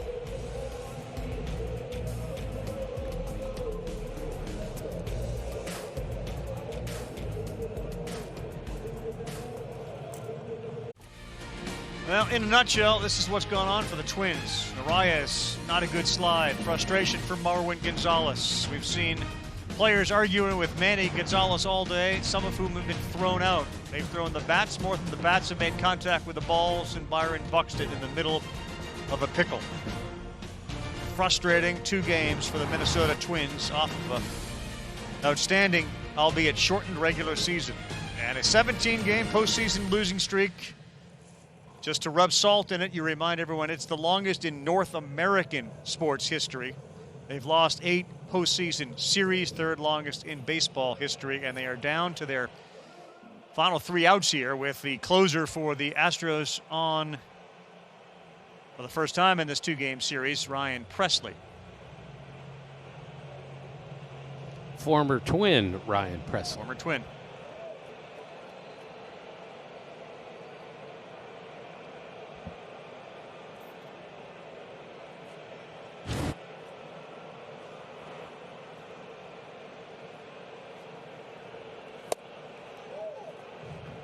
Will get a lot of the K-zone, be called a ball from Manny Gonzalez. As Sano was left there with a bat in his hand when Byron Buxton was caught stealing. What a job by Christian Javier. Come in and get those late outs the same way that Framber Valdez did yesterday. Absolutely. Stars of this series, this 2-game series, have been those 2 guys. And one of the questions, one of the advantages that appeared for the Twins was they had a deeper bullpen, and the inexperienced bullpen for the Astros might hurt them, and it's been the opposite. See those scores flash in the upper right-hand corner. The Atlanta-Cincinnati game, the Reds had the bases loaded again and did not score in the 13th inning. So they'll go to the bottom of the 13th, 0-0, and Brian Snitker's bullpen doing a Houdini act.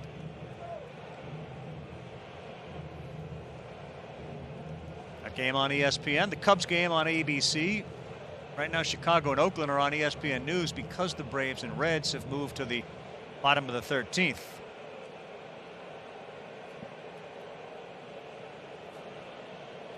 Imagine what the win probability has done in that Cincinnati-Atlanta game, like every inning, every at-bat, given all the base runners Cincinnati has had. They'll check Sano, and they won't even check him. Manny Gonzalez says that was a swing, and he's out. Everybody looked to first base except the home plate umpire. He saw enough to say strike 3. Watch Maldonado. I always like, as a former hitter, I always like just go check it at first base if you're the right-handed hitter, and if in the opposite, check it at third if you're the left-handed hitter. That way it takes any doubt away. A lot of umpires say that they can see it clearly behind home plate if they do go or not. That's why you're seeing, and they're told as young umpires, if you see it, call it. George Springer has moved over to right field. They put Miles Straw in center field. So the Astros outfield has Springer in right, Straw in center, and Tucker still in left.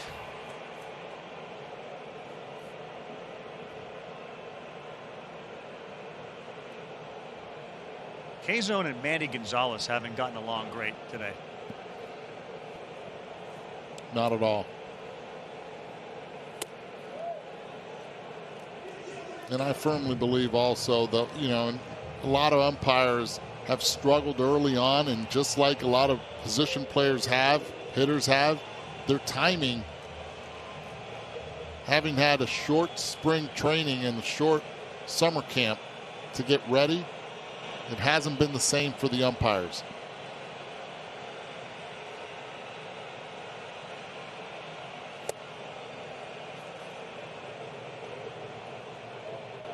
Two balls, one strike. And if the Twins lose, Ravi, a great story will be lost somewhat about this kid making his major league debut, starting in right field in a playoff game.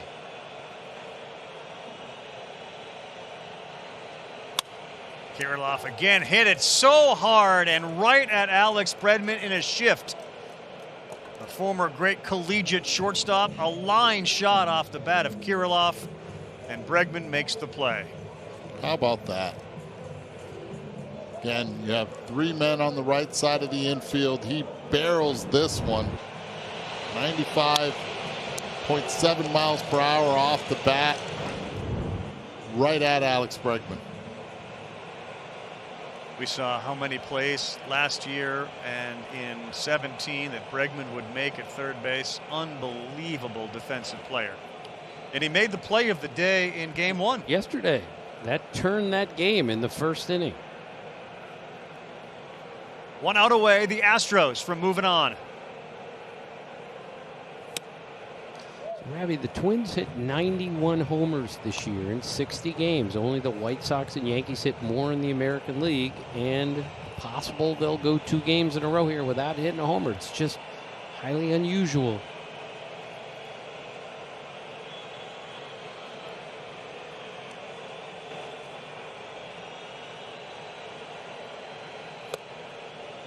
Strike 1. The Astros finished the regular season under 500.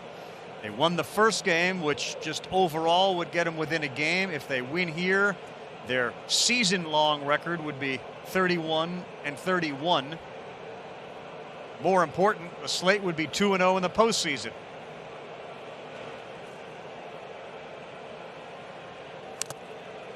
And now, a strike away are the Astros from moving on to the division series.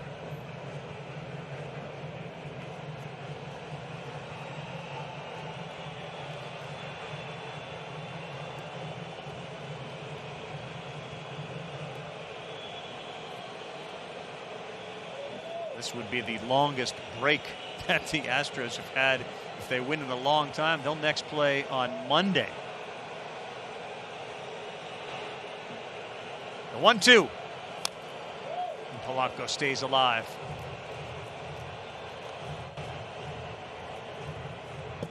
Encourage everybody when the game is over to turn over to ESPN. The Atlanta Braves have the leadoff man on in the bottom of the 13th. Austin Riley's at the plate in a 0-0 game. You wonder what the impact of a 13 or however many inning game would have on the series. Boy, it would be hard to come back after if you were to lose that. Riley knocks a single into left field. That's strike 3 from Presley, and the Astros win it 3-1, and they sweep the wild card series 2-0, holding the Twins offense completely in check.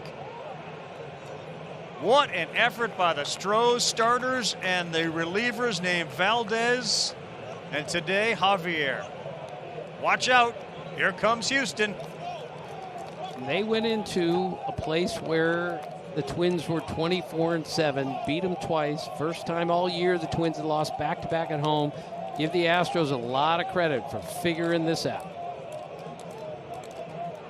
Dusty Baker, he pressed the levers and they were right on. So the Astros win. They will get the winner of the White Sox A's in the bottom of the American League bracket. And the A's lead Chicago 5-0 in the top of the 5th. Let's get some final thoughts on what we saw. Obviously, it was about the guys that came in relief of Urquidy, and yesterday Greinke as the top line. What else? Well, the Twins, frankly, didn't play very well for 2 games, but that takes nothing away from what the Astros did. They deserved to win this series. And just another reminder, Ravi, about baseball 2020. Just expect the unexpected because we have no idea what's going to happen. And this series is a perfect example. Look, pitching, defense, base running, that's what won this 3-game series for the Houston Astros. And another thing that I got out of this is Dusty Baker is going to have a lot more money now, meal money, that he won't be able to spend in another hotel. Still in the bubble. That's right. Still in the bubble.